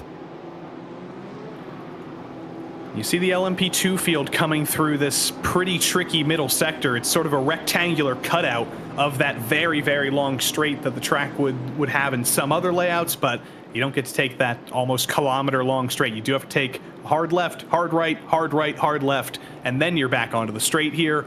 It's going to be tough to pass, though, because as we saw in qualifying, you don't run all the way down to that tight hairpin, which is one of the best passing zones on the track. Instead, you've got one of the highest speed corners in the entire calendar, which is going to make it only more difficult to make an overtake today. Yeah, I would have preferred that tighter hairpin, to be honest with you, for some better overtaking opportunities, and it effectively means the run onto the front straight is a bit longer as well, because it will be flat out for those final 2 turns. But we don't have that, but we should still have a great race ahead of us. The Porsche pace car is Aragon down pit lane, and we're green in Spain.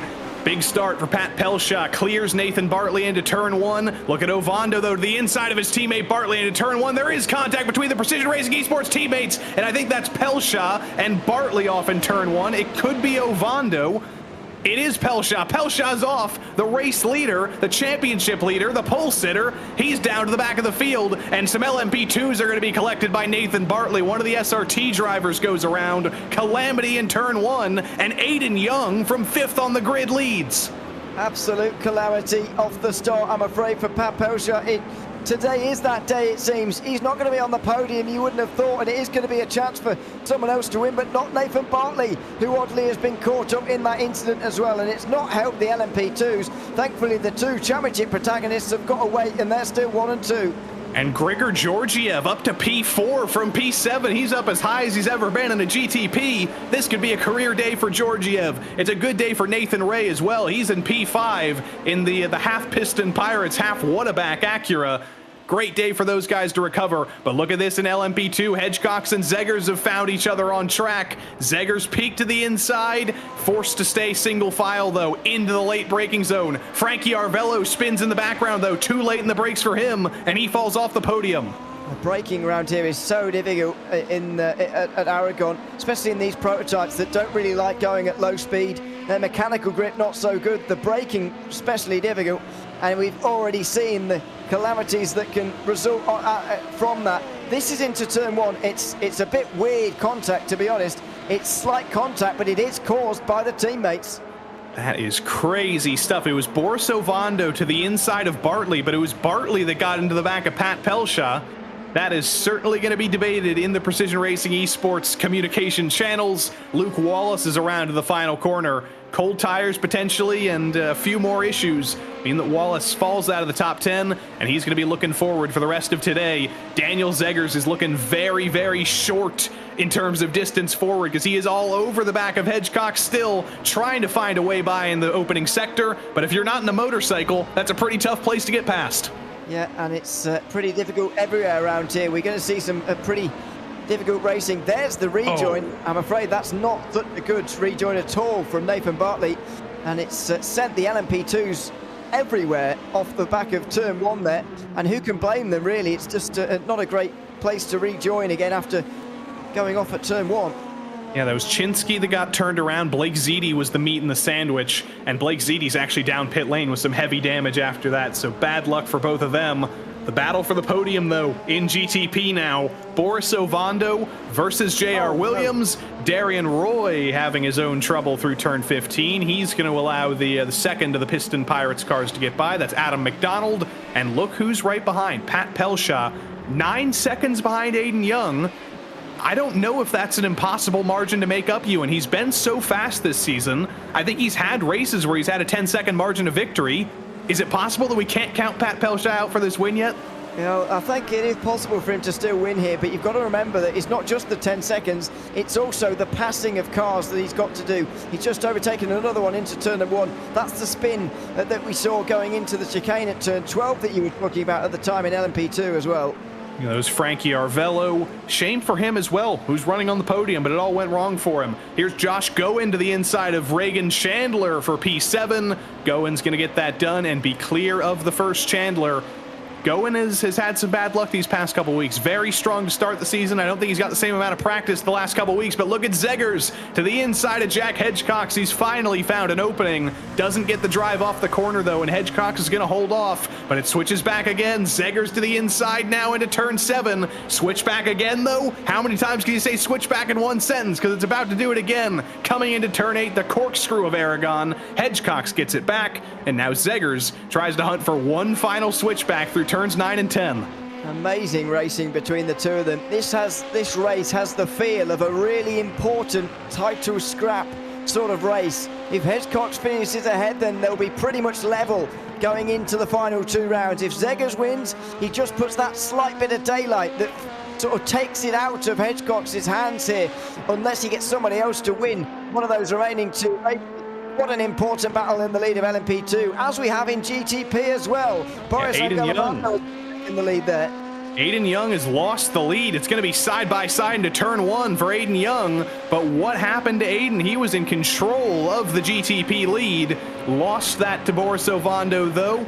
Falling behind now. Was it a mistake out of Aiden Young through the final corner? Was he just simply slow enough to let Boris Ovando get through? You're going to have to wait for the tail of the replay to know that one, but Ovando did out-qualify Aiden Young by a few tenths of a second and started a row ahead of him, so it could be tougher than we thought for Aiden Young to hang on to this lead. He's going to have to fight for it. He is, and there's going to be a big fight for this race win, whoever's going to get it at this point, because they're all going to want to hang on from Pat Pelshaw, who's, by the way, into 7th place now ahead of Jeff Evans, but now just under 8 seconds behind. These guys have got to work together in some ways to keep him at bay for as long as possible. Try and stay away from Pelshaw and then defend when he gets there, because it does look like the early signs are anyway that he might be able to catch up. Oh. J.R. Williams throwing it off the road, very bigly throwing it off the road, if that's a word I can say. And Grigor Georgiev will take over the last spot in the podium. A day that only gets better for Grigor Georgiev is today. That is incredible stuff from him. They're almost going to be 3 wide to turn 14 as Zach Hebert and Williams are running side by side ahead of Pat Pelshaw. Pelshaw says, thank you very much. I'll take the inside on both of you. And I think he might just do that into the final corner. But it's teammates battling into the final corner first and foremost. Nathan Ray gets ahead of his teammate Georgiev. Grigor lifts off to let his teammate through. And Nathan Ray looks forward now, sitting on the podium for the first time in his PRL career. Pat Pelshaw's up into P5. Josh Goen down to P8, though, letting both Chandlers by. Karsten Quint goes around. It has Aragon crazy, Ewan. Oh no, he's got another one. But it's side by side in turn 1 again as Darian Roy gets up into 9th position on this occasion in the Porsche, I should say. So good pass there on the opening. Still not very long into this race, by the way. We've still got a very long way to go here in this one, and you just never know what's going to happen for the remainder. 2 classes that are really separated by small margins, and we're unsure as to which way they're going to go at the moment. And that's how Aiden Young lost the lead. Pretty straightforward stuff. Just got beaten to the inside, missed the apex through the final corner, and Ovando said, thank you very much, I'll get through. And since then, it has been only Ovando up front. He's pulled a 2-second lead over Aiden already, and he is running away with things. It's been a good couple weeks for Boris Ovando. Won the last round of the GT3 Sprint Series just a couple of days ago, last Tuesday. and he's looking for another win. 2 wins in a row for him in the PRL to keep that momentum going there. Back up to Hedgecox and Zegers, though, in LMP2. These guys have not left each other. The gap has expanded a little bit. It's about half a second now, but I don't think it's expanding any deeper than this anytime soon, maybe until the pit stop comes around. I think that's going to be the defining point in the race. It's going to be difficult to see any other changes than that. This is the J.R. Williams incident into turn 12. He gets this all wrong, and he's very lucky that he didn't get into Aidan Young, actually, in the end. A good save to keep it going in the straight and narrow, and then uses this neat little exit road, if you like, to rejoin just after turn 13.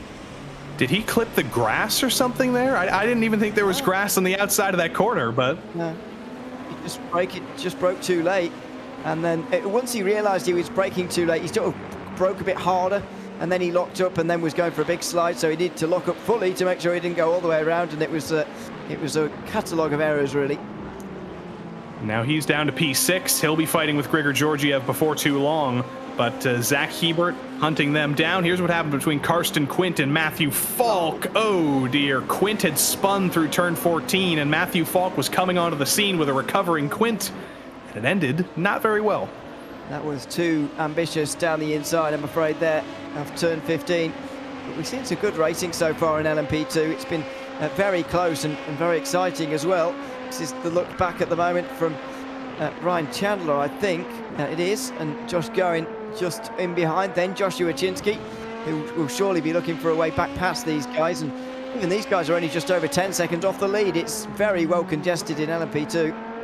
And if you were Ryan Chandler right now, you'd probably be a little bit worried. You've got 2 very strong drivers hunting behind you, but he's a pretty cool guy, and he's not feeling the pressure. We'll take a look at him a little bit later, because Pat Pelshai is up into P3, and now things have actually gotten a little bit easier for him, Ewan. He has a 10-second margin up to Boris Ovando. He's got 35 minutes and only 1 car ahead of him. Is he going to be able to do that in 35 minutes? Well, it's going to be still tricky to do that, but you wouldn't count against him so much anymore. 20 laps-ish to go in this race, just over. So he needs to gain about half a second a lap from here if he wants to catch Ovando. And that is going to be a bit of a tall order. He's been making his way through the traffic, which means he's lost some laps in terms of progress recently. And he's actually lost some time as well. 1.4 seconds were lost on the last lap. Now he's going to have to start bringing that back in. I do wish we were going to what I think is the perfect layout of Aragon. You skip that little rectangle section with all the chicanes. You go straight down the longest straight, and then you go into the tight hairpin. I think that's the perfect layout of Aragon, but nobody ever runs that. It's such a shame. Yeah, it is a shame. It would create some fantastic racing. Although I wouldn't mind the faster chicane if we're missing out the faster hairpin if we're missing out the chicane, because the amount of braking and the amount of incidents into the tight one in a multi-class race might be a little bit too much. Georgiev and Williams. Oh, JR has not had a good time on that curb out there, but he got it slowed down that time. Grigor is defending, though. He is not content to be in his best finishing result yet. He wants that top 5, and he wants to hold J.R. Williams behind. Through turn 15, though, J.R. is going to switch it back. He's going to be in the draft. It's Acura versus Porsche. Who's going to be faster in a straight line? It looks to be the Acura, but does J.R. fancy his chances into the final corner? A 13 dives to the inside, and I think that's going to be a foregone conclusion. J.R. Williams in the 13 up into P5, but Georgiev's still trying to fight it. And surprised as well, because he seemed a little bit tentative through the final turn as a result of his qualifying and spinning off there, which is exactly what Jeff Evans has just done. Not sure whether that was assisted or not, but he is down to 10th now, and he's back. Oh, it wasn't even assisted, I don't think. He just got in a bit aggressively. He was saving it for a while, but then spun up to the outside. Jeff is a lonely boy today. He's only got 1 teammate, but Zegers peeks it to the inside to turn 1. High commitment, high drama. Is he going to be able to make it work on Hedgecox? He's not. The outside line works, but that is just another step in this ladder of this battle. It's only getting more intense, and just that one little bit of side-by-side racing has brought Doug Sorrentino into this. Only 7/10 separate the top 3 now, and I think Sorrentino is probably hoping that they continue to run side-by-side like that and maybe run into each other as well. Yeah, he certainly is. It's so close between the top 4, in fact. 1.5 seconds separate them all at the moment, and it's such an important championship battle here as well between Jack Hedgecox and Daniel Zegers, who looks up the inside again but hasn't really been able to get close since that fantastic battle where they switched positions 2 or 3 times on the same lap about 5 minutes ago. See if Zeggers decides to change anything up this time. We got the old double feed here because there's battles at the head of the field in LMP2. There's battles deeper in the field in LMP2 as well, as Goen is holding behind an absolute train of drivers, and the two Chandlers have actually found each other. It's Ryan Chandler in the second place spot, Reagan Chandler leading the two cyan and magenta and yellow cars. Joshua Chinsky ahead. Blake Ziti, I think, behind. No, actually, Frankie Arvello. It's all sorts of craziness in the middle of the field, all for 7th place, which you wouldn't normally think is a spot to fight for, but every point matters in this series. It does, and every position counts in terms of bragging rights as well, so it's fantastic to see the racing that's going on back there and at the front of the field. It was a good run from Joshua Chinsky at the not the final corner, but the final one before the straight, the final one of the chicane through turn 15 there to maybe head to the inside through the final turn. Is he close enough? No, not quite. And so there'll be single file on the way through there. And as you say, or said earlier, the tighter hairpin would have prevented a chance there for Chinsky. Things have started to separate a little bit on top. Hedgecock's actually starting to pull a little bit of a margin for the first time all race. See if he can hold on to that for a meaningful amount of time. And is he going to have to worry about Doug Sorrentino behind him? Goen has to worry about Joshua Chinsky behind him. Chinsky's on a comeback drive. He should be much higher up in the order. Got taken out by Nathan Bartley rejoining on lap 1, turn 1. And now it's just a comeback drive for Chinsky. He's going to be looking for P7, the first opportunity he gets. And I think he will get a chance pretty soon here. Thought he had a half chance into the final corner actually on the last lap, but he clearly wasn't able to action that on that occasion. So he has to search for another chance here. He's got a nicer, straighter exit out of the very west end of the course through turns 9 and 10. Now onto the straight, but the straight not long enough, of course, because it's split in half by this chicane here, starting at turn 12, and Chinsky nowhere near close enough here. A little bit wide as well for good measure. You do have to be careful about that because in the PRL on the road courses, you only get 13 incident points before you have to serve a drive-through. You get 17 incident points before you're totally disqualified. At a place like this where there's just a sea of asphalt and concrete everywhere you look, it's very easy to accumulate 13 incident points over 45 minutes. Yeah, especially around here as well. So they've got to be careful of that with the amount of tarmac runoff that is at this circuit, and of course the close racing as well. You've got to remember that a 4X doesn't just mean for some really hard contact that sees you at the race. Sometimes you can feel like you've only brushed someone, it'll be a 4X, so that's, you know, a third of the way pretty much to a drive-through already. Encourages people to be clean and encourages people to stay on the road, which is of course a good thing. Battle on the road continues. Joshua Chinsky, he's going to look to the inside. That is a difficult place to make a move. Dare I say an impossible place to make a move, as he very quickly realizes he'll continue to fight that through the first sector into turn 5. Gets a little bit tighter. Goen throws it off the road. Does Chinsky look for it into turn 7? He's been looking for some kamikaze moves. The braking zone just not long enough for him to do anything. Chandler is going to be side by side with Frankie Arvello, though. He'll hold on for the moment, but we got a pair of duos here doing absolute hand-to-hand combat, and it's not over as Goen's wide. Chinsky's going to get the run, and you know he's going to go for the dive into turn 12 if he gets the chance. Well, that was the second lap in a row now that Goen's got a bit wide through turn 9 and the exit there, but Chinsky's exit not quite good enough either. And once again, this chicane just stopping his progress. Maybe a look here at 13. That would be brave, and no, he can't go through on that occasion through there, so he'll have to stick behind. Turn 15 has been a bit of a favourite if he wants the dive, but he doesn't. And again, Goen goes wide through there too. So maybe Chinsky can finally take advantage of that. Is this finally the opportunity? Goen has been flailing around, but he's going to block to the inside, actually. You haven't seen that move much, a driver actually being counteractive into the final corner. Chinsky's going to have to make it work the long way around, and unfortunately he's going to run into the laws of physics that say you just can't do that through a flat corner like that, and he's going to fall back in line yet again. But this has been incredible stuff, and you did see the wiper on the windshield of Chinsky's car going off. Only a few weeks away from Rainview, and I don't know if we'd ever see it at Aragon, as this place is basically in the Spanish desert, but we will definitely see it somewhere in the very near future. Yeah, I can't imagine you'll see much wet weather around here, as you say, but if we do, then it'd be exceptionally slippery, I would imagine, based on all the dust and stuff that's about. But anyway, maybe that will just add that extra dynamic next season, because what a fantastic addition that is going to be in a couple of weeks. Right now, Ryan Chandler having enough trouble with it. Oh, goodness me. Well, he's not worried about it, though. He's the coolest man in the world. He is, apparently. So that's good. Well, that's Frankie O'Reilly, so I don't know. But anyway.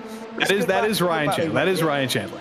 Oh, okay. Now, it's only going to get more confusing, Ewan, because you know who else gives us his camera every week? Reagan Chandler does. So you see both of their faces. It's hard to remember which one is which because their parents were very uncreative. They love the R blank blank blank N names, and they're in the same colored car as well. So they like to keep us on our toes. Do they look similar? Actually, not really, because Ryan's got the dark hair. Reagan's got, I think blonde hair, but we don't really see his hair much. But he does look different. That's very helpful on that again for that purpose. So I'm pleased about that. As about to be overtaken here, Ryan Chandler, the Luke Wallace down the inside, recovering from that spin earlier on in the day, and we'll go through at the final corner again. These guys, by the way, are only about 10 seconds away from getting laps now. Yeah, that's actually earlier than I think expected, but they're going to be doing battle for position before they do that, because Nathan Ray and J.R. Williams, this battle's not over. It's slightly confusing, that Nathan Ray car, because it is the Piston Pirates colors, but I think it's also a Whataback spec map, so it's a bit confusing on that Acura. I thought he was a Whataback driver for this whole season, and I don't think he ever actually was, but all the same, he's going to be fighting for P4. He's got JR hunting him down tightly through the final corner. It's going to stay the same as it ever was for just a moment, though, but you know JR is faster. You know he's going to be able to get by if he gets the chance. But will he get the chance is the question. Exactly. That's the big question here. Ray goes a little bit wide through the the first corner there, and now there's going to be traffic in the way. This could really liven up. Oh, dear, and the LMP2 just dives out of the way at the first opportunity. I think J.R. Williams was slightly put off by that and just backed off a little bit, so he made sure that he could work his way on through again and get himself past the LMP2, but hasn't been able to get past Nathan Ray just yet, so he'll wait for that opportunity in a few moments' time, but when that will arise remains to be seen here, really. Have you driven this track since it was released, Ewan? No, I haven't. I've not driven any of the cars in this race because I have the Cadillac, and no one's chosen that. Oh dear. We'll make sure we change that for next season. You never know. We did see you for I think it was 4 races in a 10-race season in the PRL at one point. We never know. We could get you back one day. I hope one day I'll be able to do a bit of driving, but and I might. I probably would have done this series, to be honest with you, but unfortunately not this time around. I can't believe, to be fair, the GTP field is not more oversubscribed, actually. It has been bigger this season, but I think the combination of being late in the season and being a somewhat new track that some drivers still don't own, that may be the thing that made this field a little bit smaller. And the 2 big names we're missing, Bradley Holly and Mark Kalin, they should absolutely be here. Bradley Holly winning last week in the PRL Grand National Series at Daytona. Mark Kalin was up there as well. Why are both of those guys missing this? I say it's because they're scared, Ewan. They're scared of Aragon. Yeah, maybe. They don't want to drive around it. To be fair, I don't find it a particularly enjoyable circuit to even watch races at, to be honest with you, especially not this layout of Aragon. I think there are better places around for this kind of racing, but it's what iRacing puts on the schedule, and I guess because it's a new circuit, it's going to be on almost all of the schedules in iRacing over the next few seasons, certainly this season, so that's fair enough. It means we've been seeing quite a bit of it recently. Race leader Boris Ovando came into the pits just a moment ago, and that's actually not the best thing for him because he's actually found himself right behind Jeff Evans, who may just hold him up a little bit. We'll see what shifts around there. We'll ride on board with Nathan Ray for a moment longer. He's still holding off J.R. Williams. This has been an absolute show of defensive prowess, I think, from Nathan Ray. And right as I say that, he's wide through turn 12. He's still going to hold on, but I think going that wide, he may have to serve a slowdown coming down the straight after turns 14 and 15. Yeah, it would make sense because effectively by going off the circuit there, he did hold on to the position. He's gone quite wide through turn 15, so some of it might have been cleared there. Certainly a tenth or two, but either way, he doesn't seem to be slowing down here. And Gerald Williams will certainly hope that he doesn't now, and that he goes down the inside and gets through without problems. It's going to be side by side here between the Acuras, but it will be Gerald Williams through and finally secured. Oh, and into the pit lane for Nathan Ray. That could have been a bit awkward, but they figured it out. And so on the rough half distance mark, Nathan Ray makes a way in. In a battle of Williams and Ray, Williams takes the W for now, but Ray says, I'm minimizing my losses. I'm going to come down pit lane and see what I can do from a little bit deeper in the field. Wallace and Chandler are not done with their battle. Luke Wallace getting through turn 8, but coming down this little corkscrew, it's like 5 apexes in one corner. You got that first apex there, then through turn 9, it's its own corner. Turn 10 is even longer. There's a lot of never-ending corners around this place, and you have to imagine that a lot of these drivers are almost going to be missing that right front tire by the end of this race. It's going to be getting absolutely shredded. It is, and that is a particular problem around this circuit for a race of this length, because you aren't ideally going to be changing them, and so you've got to manage it throughout the course of the race, which is proving tricky. This is for the lead. Aidan Young has been caught now by Pat Pelcha. Practice Pelcha. That's easy. I need to practice his name. Practice Pelcha? That's even more difficult. I'm just adding P's to things.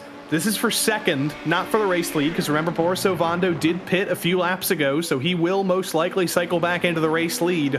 But if Boris does run into trouble, this could end up being the battle for the win somehow, and it's going to be a very short-lived battle. Pat Pelcha gets to retake the lead, and Aidan Young comes down pit lane to see where he will blend behind Boris Ovando. Interesting, actually, isn't it, that Ovando was pitted so early here, because he's come out a long way behind everybody else here, and there are a lot of cars now ahead of him. He's now 7th, it's about 4 seconds behind Darian Roy, and that sort of gives you the risk of coming out behind someone and getting stuck behind someone you don't want to be stuck behind, and gives you some problems with LMP2s as well.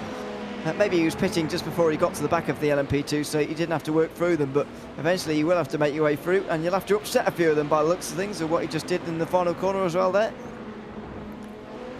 Kicking off the pit cycle, but it's a long stop for Aidan Young.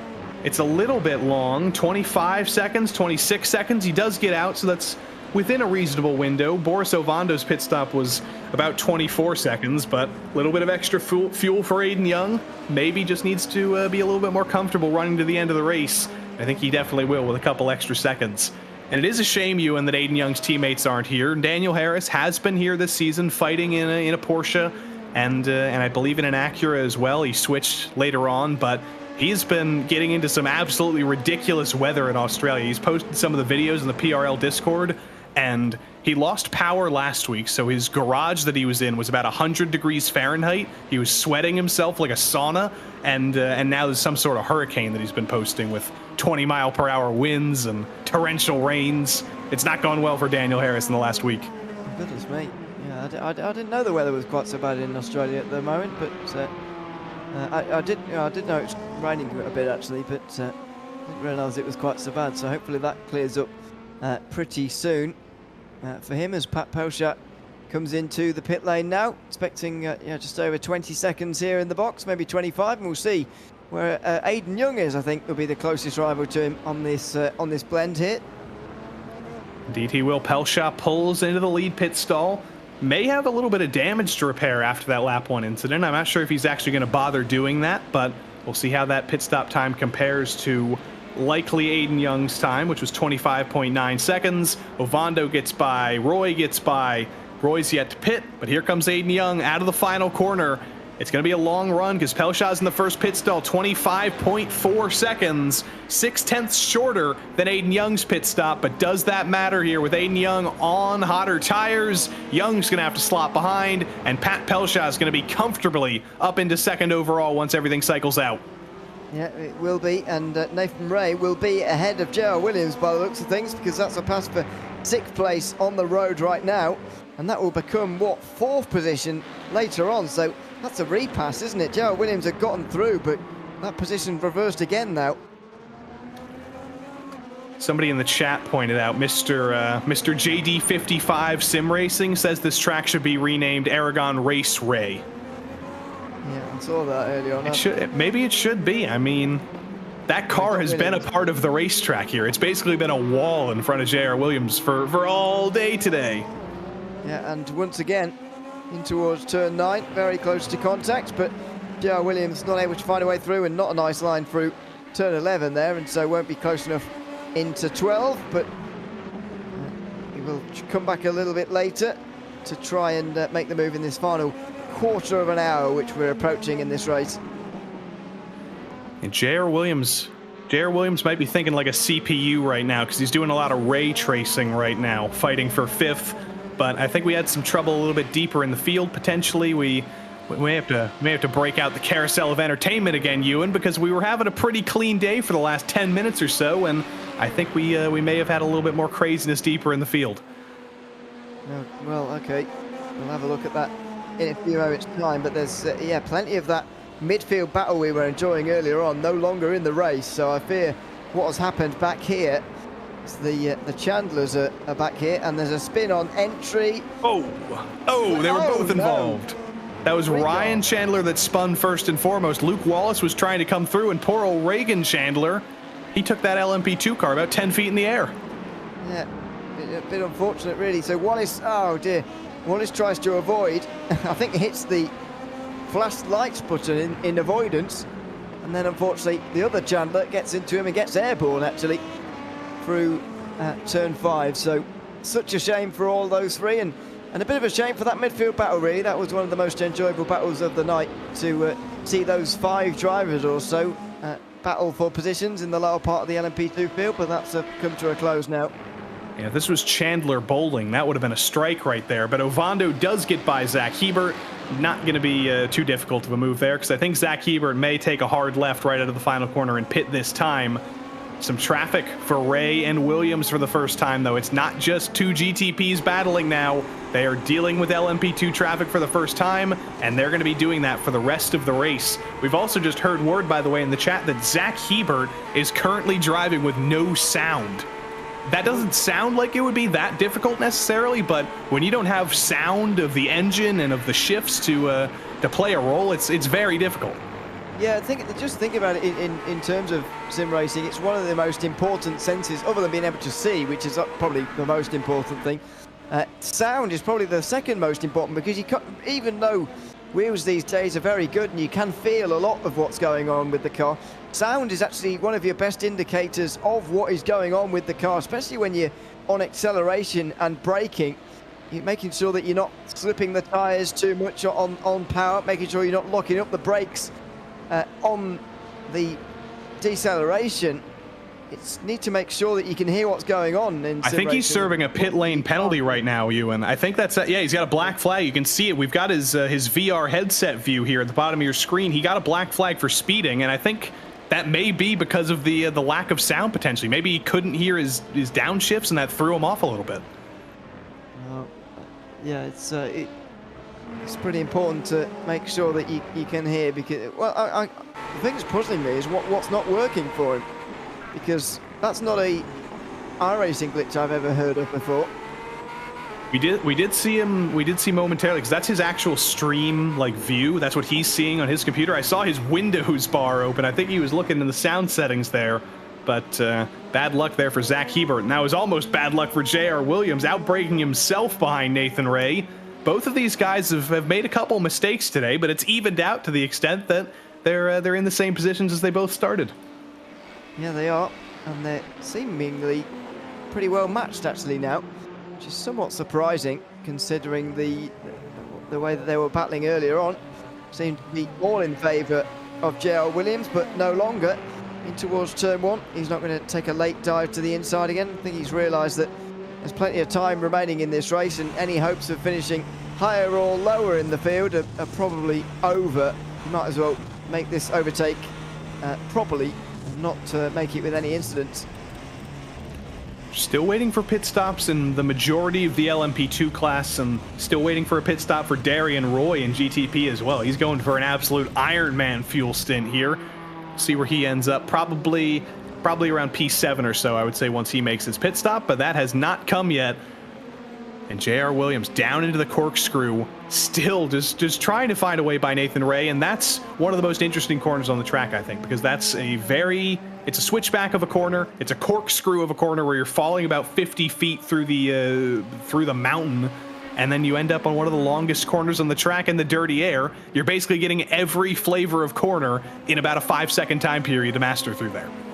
Yeah, it's very tricky indeed, and this circuit does have quite a few rises and falls within it that makes it very interesting to drive indeed, but that's the most obvious of them. I do find though that it does extend the gaps between cars, and it does make getting a run on someone else a lot more difficult, which is, I suppose, a downside to it. That is a very wide run though in the fight for 9th place. Unfortunately, Joshua Chinsky, well, unfortunately for Carson Quinn, Joshua Chinsky will have a few easier passes than that to make this season. J.R. Williams gets through on Nathan Ray. I think Nathan was way wide through the final corner, and maybe had to serve a slowdown, maybe had to save the car. Either way, J.R. Williams finally gets through again. But will the favor flip around, though? Because that's what it's done all day long. If Williams has made a mistake, Ray's gone through. If Ray's made a mistake, Williams has gone through. But here's what happened to Nathan through the final corner. It all looked okay. It still looks okay. I think it may have been the lap after that. Yeah. So it's probably something a little bit different. Sorry, it's probably something a little bit similar. Here we go. Here's the real one. Well, here it is. Wow, he's done well to save that. How he didn't end up going all the way around there is a very, very impressive save from Nathan Ray. And the fact that J.R. Williams has gone through is something that he shouldn't really worry about, because that car was so close to either ending up in the wall or ending up spinning, and he did a very good job to save it. And we mentioned that track temp earlier. It was very hot at the Hungaroring. It's very hot here as well. Every single one of these high-speed corners goes in the same direction. They're all left-handers, so you have to imagine that after forcing these tires to suffer all race long, you're going to have to make a save like that eventually. The wheel work there was quite astonishing.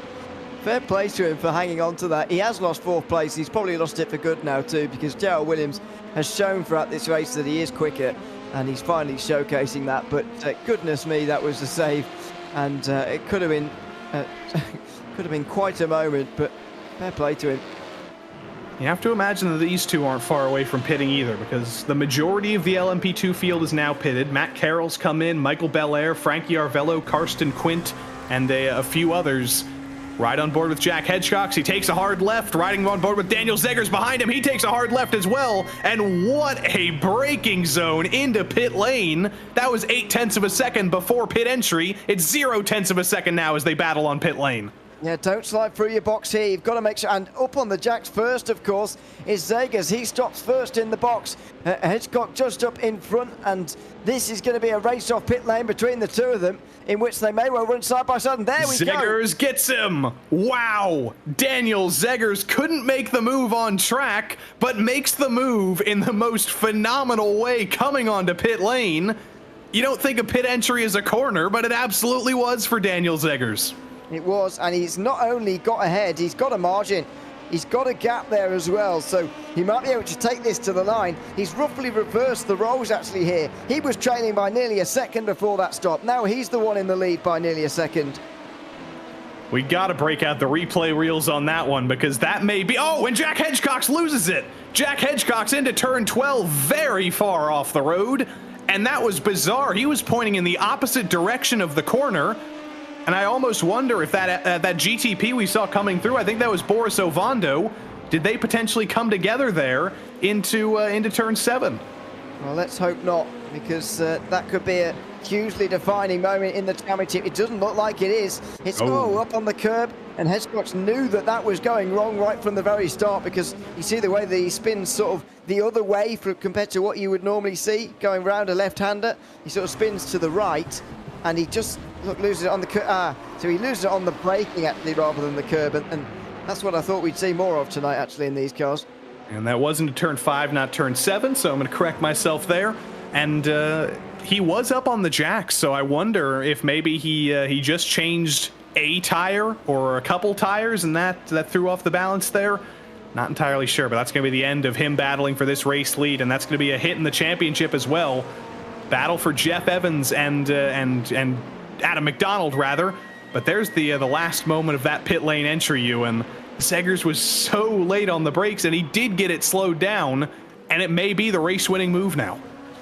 Maybe. I think that move there didn't win the race on its own, but it put the pressure onto Jack Hedgecox to force that error. I mean, look at this. He's not even in the same camera shot. He's braking so late there. He's done so well to pull it up just in time. And that's the difference there, writ large for you.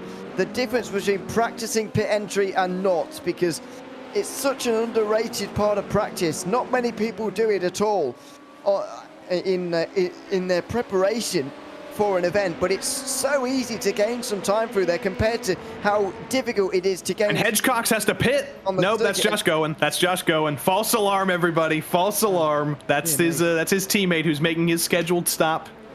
Back to your regularly scheduled programming.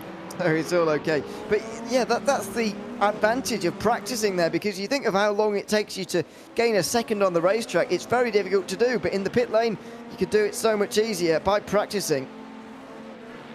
And Evans gets through on Adam McDonald. He was having a tough time there for a little while, but Jeff finally gets it up to P9, and he can finally see clean air for the first time tonight after not chasing anybody down after an early spin for him. But look at this gap now. I said Pat Pelshot might be able to make up a 10-second gap. He has not been able to do that at all. It's now a 17-second gap between him and his teammate Boris Ovando. And ever since Boris took the lead, he has been almost untouchable. Yep. And is even, to be fair, sort of displaying to me anyway that he might have been able to challenge Pat Pelshot nevertheless, because that gap is 17 seconds now, and I know that he got up to 20 at one stage, so Ovando at one stage in this race was really bringing that gap out. Unfortunately, that's come down a little bit now as a result of Pelshot probably being on his own and bringing that down, but just too little too late now. Makes you wonder what would have happened without that first lap incident. Roy and Schwartz now. Darian did eventually make his pit stop a lot later than anybody else in the field did. Actually, he went 5 laps longer than anybody else in the GTP field was able to do. He actually went 2 laps longer than Hebert actually, but I think Hebert maybe came in again with his technical issues.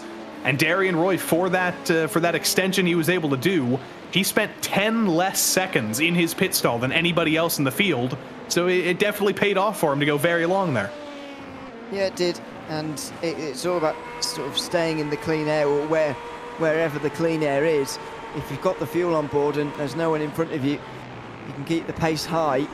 And why would you come into pit lane and ruin that? You've got to make use of it while you've got it. And so Darian Roy up to 7th place now, although as Nicholas Schwartz right behind, looking for a way through, just clips that curve through turn 3.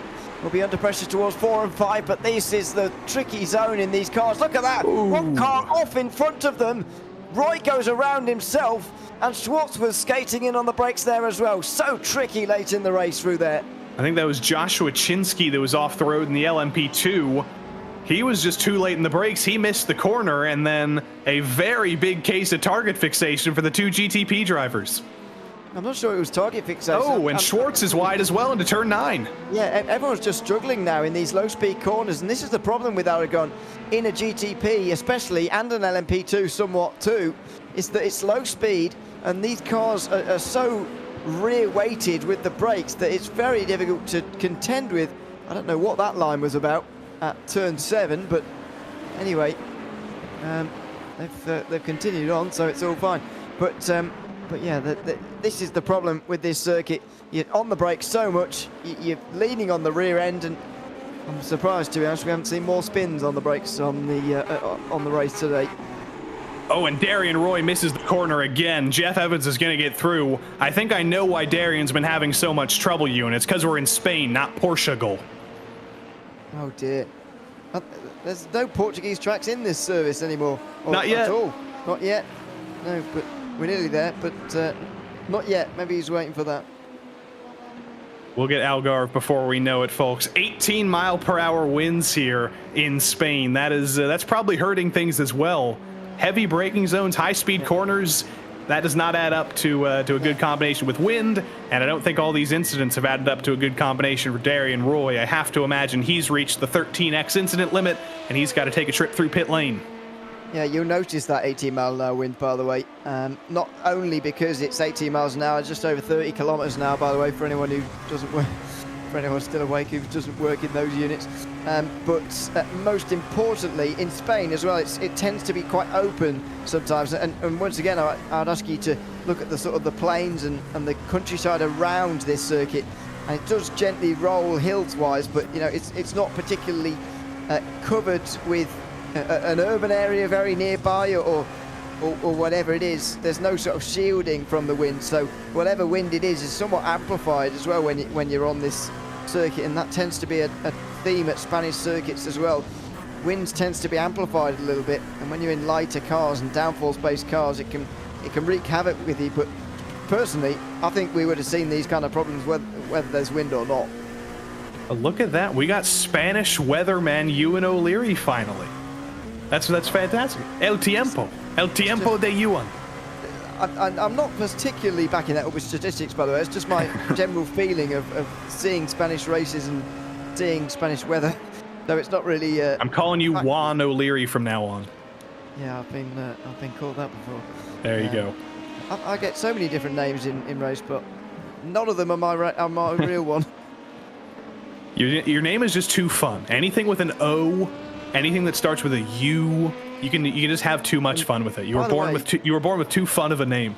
For those of you who were watching the GT3 series a few seasons ago, the RaceSpotTV back graphics don't know what to do with my name either. Nope. You got an apostrophe in there. It's all sorts of crazy stuff. There's no apostrophe in a RaceSpot font, so there we are. Next time you sign up, though, we'll make sure to get one for you. Thank you. Because then all of the apostrophe drivers will get to join, and there's your other new name, Evan Opocono. Yeah. For those that obviously don't know, Lorenzo called me Evan yesterday, which is a story of my life, by the way. Happens to me roughly every week. Well, I got to call Lorenzo a boomer on Saturday, so that was pretty good. Well, he is a bit. But after all of this, poor old Darian Roy, that's not even a drive-through anymore. That's a stop and go. And I think he may have to take more fuel. I think that miraculous 14.6 second stop that was 10 seconds faster than anybody, I think that may have actually been a bit too short to make it to the end of the race. Yeah, we've seen exactly why it was miraculous, haven't we? He's had to come down pit lane for one more time. But Boris Engelovando isn't going to have to. He's coming through the final few corners now as the time has now elapsed in this race. It's been pretty comfortable from him after the incident at the start, which could argue was caused by him. He's taken up the mantle very well, and he's taken this race lead and controlled the race from there. After 45 minutes of racing, it's just absolutely flown by. And Boris Ovando has been looking forward since very, very early on in this race. As Ewan said, it was Precision Racing Esports anarchy into turn one. Ovando, Pelshaw, and Bartley all making contact with each other. They're going to discuss that for, I'm sure, the hours and days to come. But for now, Boris Ovando is a winner at Aragon. 2 wins in a row for him in the PRL. 1 in GT3 last week, wins in GTP this week, and beats Pat Pelshaw for the first time this season. Pat's going to come home in second for his effort as well. After getting taken out, he was the only truly innocent bystander. He's going to finish second. And how about Precision Racing Esports and LMP2? Daniel Zegers wins in LMP2 after that incredible move coming onto pit lane. Daniel Zegers wins again, and his championship rival Jack Hedgecock's 2 spots behind. That means Zegers is only going to extend that championship lead. Yeah, it's going to be close to 10 points now for Daniel Zegers in the LMP2 championship after only taking the championship lead with that race win 1 week ago. He's now beginning to pull away, and with 2 rounds remaining, it's becoming a difficult ask for Hedgecock to try and take this championship away. Zegers is now in control of this title fight between the 2 of them. He can just begin to dictate the results a little bit. It's in his hands, and there is situations remaining in this championship now where Jack Hedgecock wins both the 2 races remaining, but Zegers still takes the title. It could be out of his hands in those final 2 weeks. And Zegers is getting a victory lap for good measure. He's not even he's not even ready to be done with this race. I think he just wants to turn a whole nother lap. He's been locked in, and he says, you know what? I'm gonna finish another lap before this timer runs out. Yeah, he's enjoying himself clearly here at Aragon, and There we are. Finally. Unfortunately, we do have to leave, though. Sorry, Yes. Daniel Zegers. We'll come back here in another season. You'll get some more laps around here. But for now, the day was Boris Ovando's in GTP. I'm sure we'll talk to him and Pat, and we'll talk about that Turn 1 incident. But they still finished 1-2. Precision Racing Esports Blue, they're going to continue to be in the lead of the team's championship. Aiden Young, a solid race from him as well to finish on the podium. He did get to lead a few laps, but couldn't hold Boris Ovando behind. J.R. Williams did eventually get around Nathan Ray, but Ray put on an incredible defensive drive and had the save of the race as well for some style points. Grigor Georgiev had his best race ever in the PRL. He finishes P6 for the Piston Pirates, and he was the lead Porsche ahead of two Acuras, Nicholas Schwartz and Jeff Evans, rounding out the lead lap finishers. Adam McDonald in the second Porsche and Zach Hebert in the third Porsche rounded out the top 10. Hebert was fighting his own technical issues in the first half of the race. Getting the top 10 with no sound, that's an accomplishment finishing in and of itself. Darian Roy went 2 laps down after some troubles. Nathan Bartley was out on lap 1, and I don't believe Stephen Verity ever actually made it to the grid.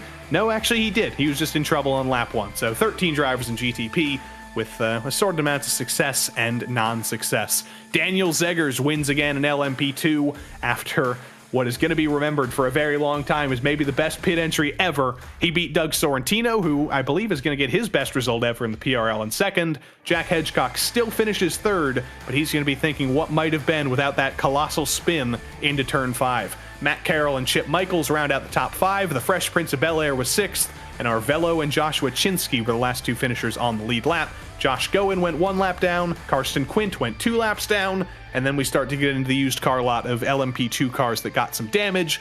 Matthew Falk had some damage. Blake Ziti got turned and sandwiched on lap 1. Luke Wallace ran into trouble, as did both Chandlers in that same incident, and John Leedy finishes 16th and unfortunately last in the LMP2 class at the end of it all. Well, we got a lot of drivers to talk to us. I'm sure some happier than others, but nobody's going to be more happy than Boris Ovando, who has not lost a race in his last 2 PRL races. Boris, you're on a pretty good streak so far, winning in GT3 last week, winning in GTP this week. But before we get to that, I have to ask you, what happened with you and Pat and Nathan in turn 1? I'll let Pat comment. I haven't taken a look yet, so I'll let Pat comment on it. I think it was just a racing incident, in my opinion, from my cockpit view. But obviously, when things are happening so fast, it's hard to tell. So I got to go back and take a look. But I'm not 100% sure yet. Understandable answer. Now we do get to move on to the positive. It's your second week or your second win in a row. GT3, now GTP. You're on a little bit of a hot streak right now. How does that feel? Things starting to click a little bit. I consider myself a tinkerer. I like to tinker with my rig a lot, and I think that's a detriment to me. But I told myself a couple months ago, okay, no more tinkering, and I think finally that muscle memory has settled, and things are starting to click a lot better in all cars. So I'm really happy about that. Good stuff. We got Practice Pelshaw. We got Boris the Tinkerer Ovando. We're gonna have a full set of nicknames before too long. I like that one, actually. But we'll see you. We'll see you next week, Boris. We'll see. Well, actually, we'll see you tomorrow night. First and foremost, we'll see if you can keep this streak going. I hope so. I'll do my best. Thanks, Joey. Boris Ovando coming home with the win today, but we'll hop down to LMP2 before we get to Pat Pelshaw, because we've got Daniel Zegers, who had the most spectacular moment of the race, and Ewan's going to talk to him about it. Yeah, Daniel, congratulations on the win here tonight. Thanks so much for coming to chat to us as well. Race win for you here tonight. Just how important could that be in the context of this championship? Woo! That was a good one, fellas. Man, that was a lot of fun.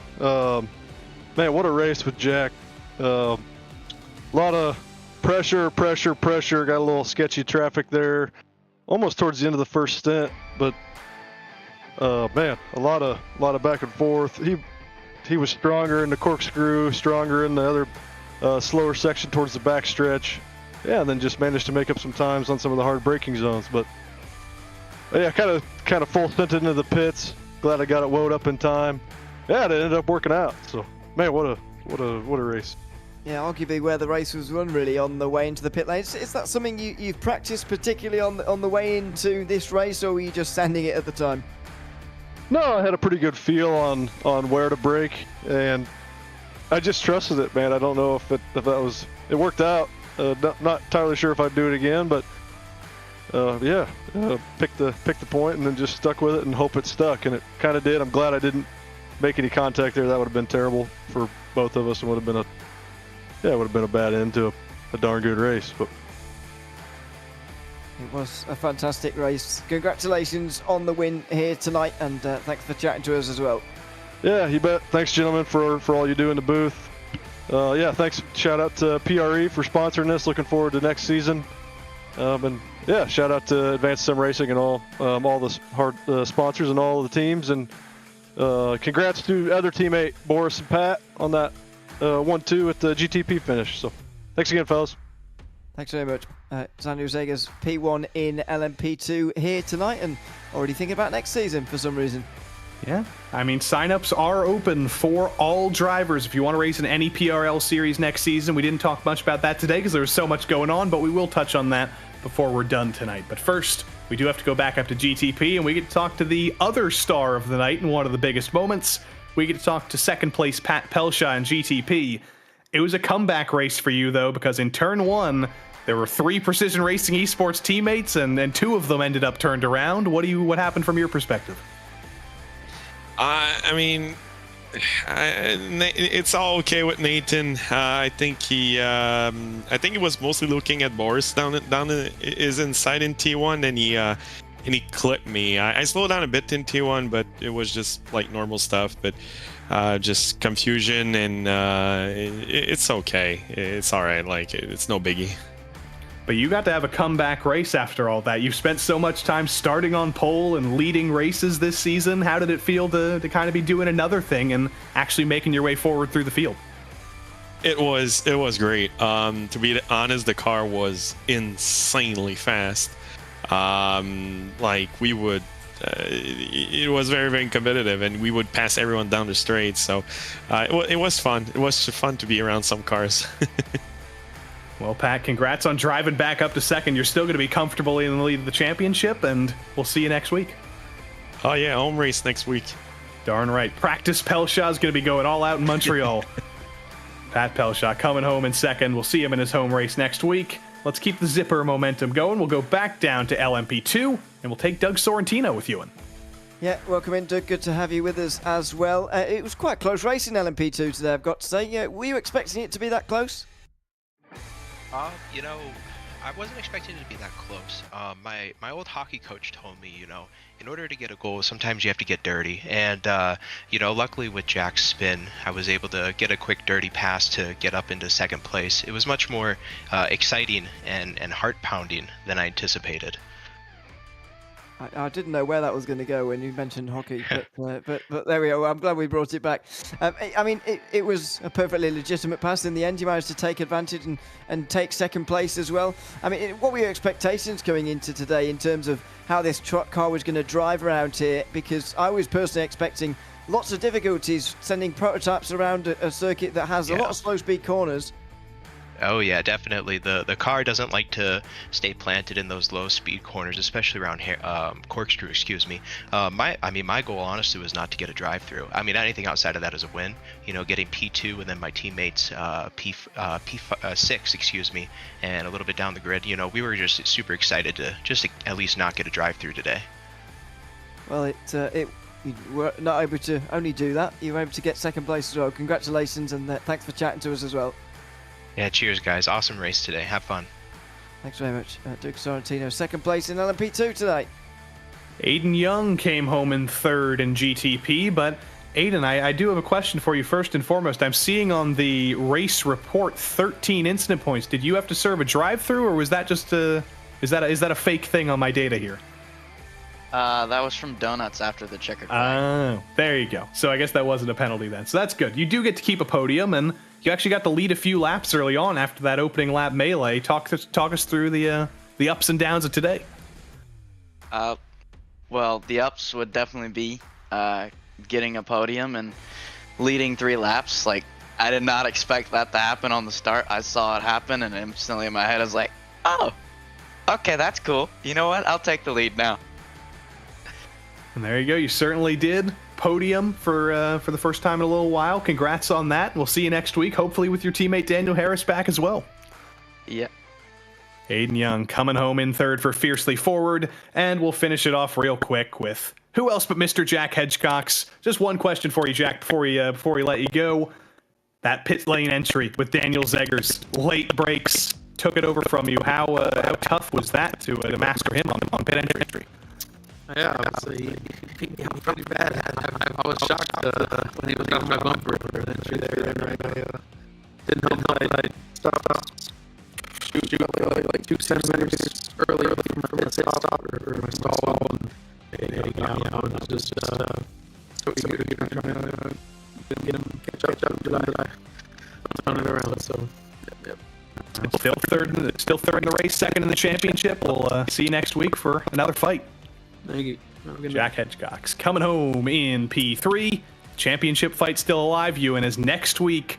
It starts to look like the end of the season, and it starts to look a little bit more French Canadian as we go to Montreal for the GTP LMP2 series. And I cannot tell you how excited I am for this. Yeah, it should be good. It's another circuit where slow speed corners are the norm, but the high speeds of the straights should provide some good racing. The prototypes feel a little bit large around there, but always like going to circuits that we don't normally see multi-class or prototype racing, and Montreal is certainly one of those. So looking forward to that in 1 week's time as we really home in on the end of another PRL season. Same time, same place. We'll go to Okayama in LMP3 and GT4. We'll go to Montreal in GTP and LMP2. We'll also go GT3 racing tomorrow night if you want even more PRL action. We've got that 5 nights a week. But until we see you next time, I've been Joey Tebbin, Ewan O'Leary's been Ewan O'Leary, and our producer has been Dustin Ollis. Until we see you next time, so long.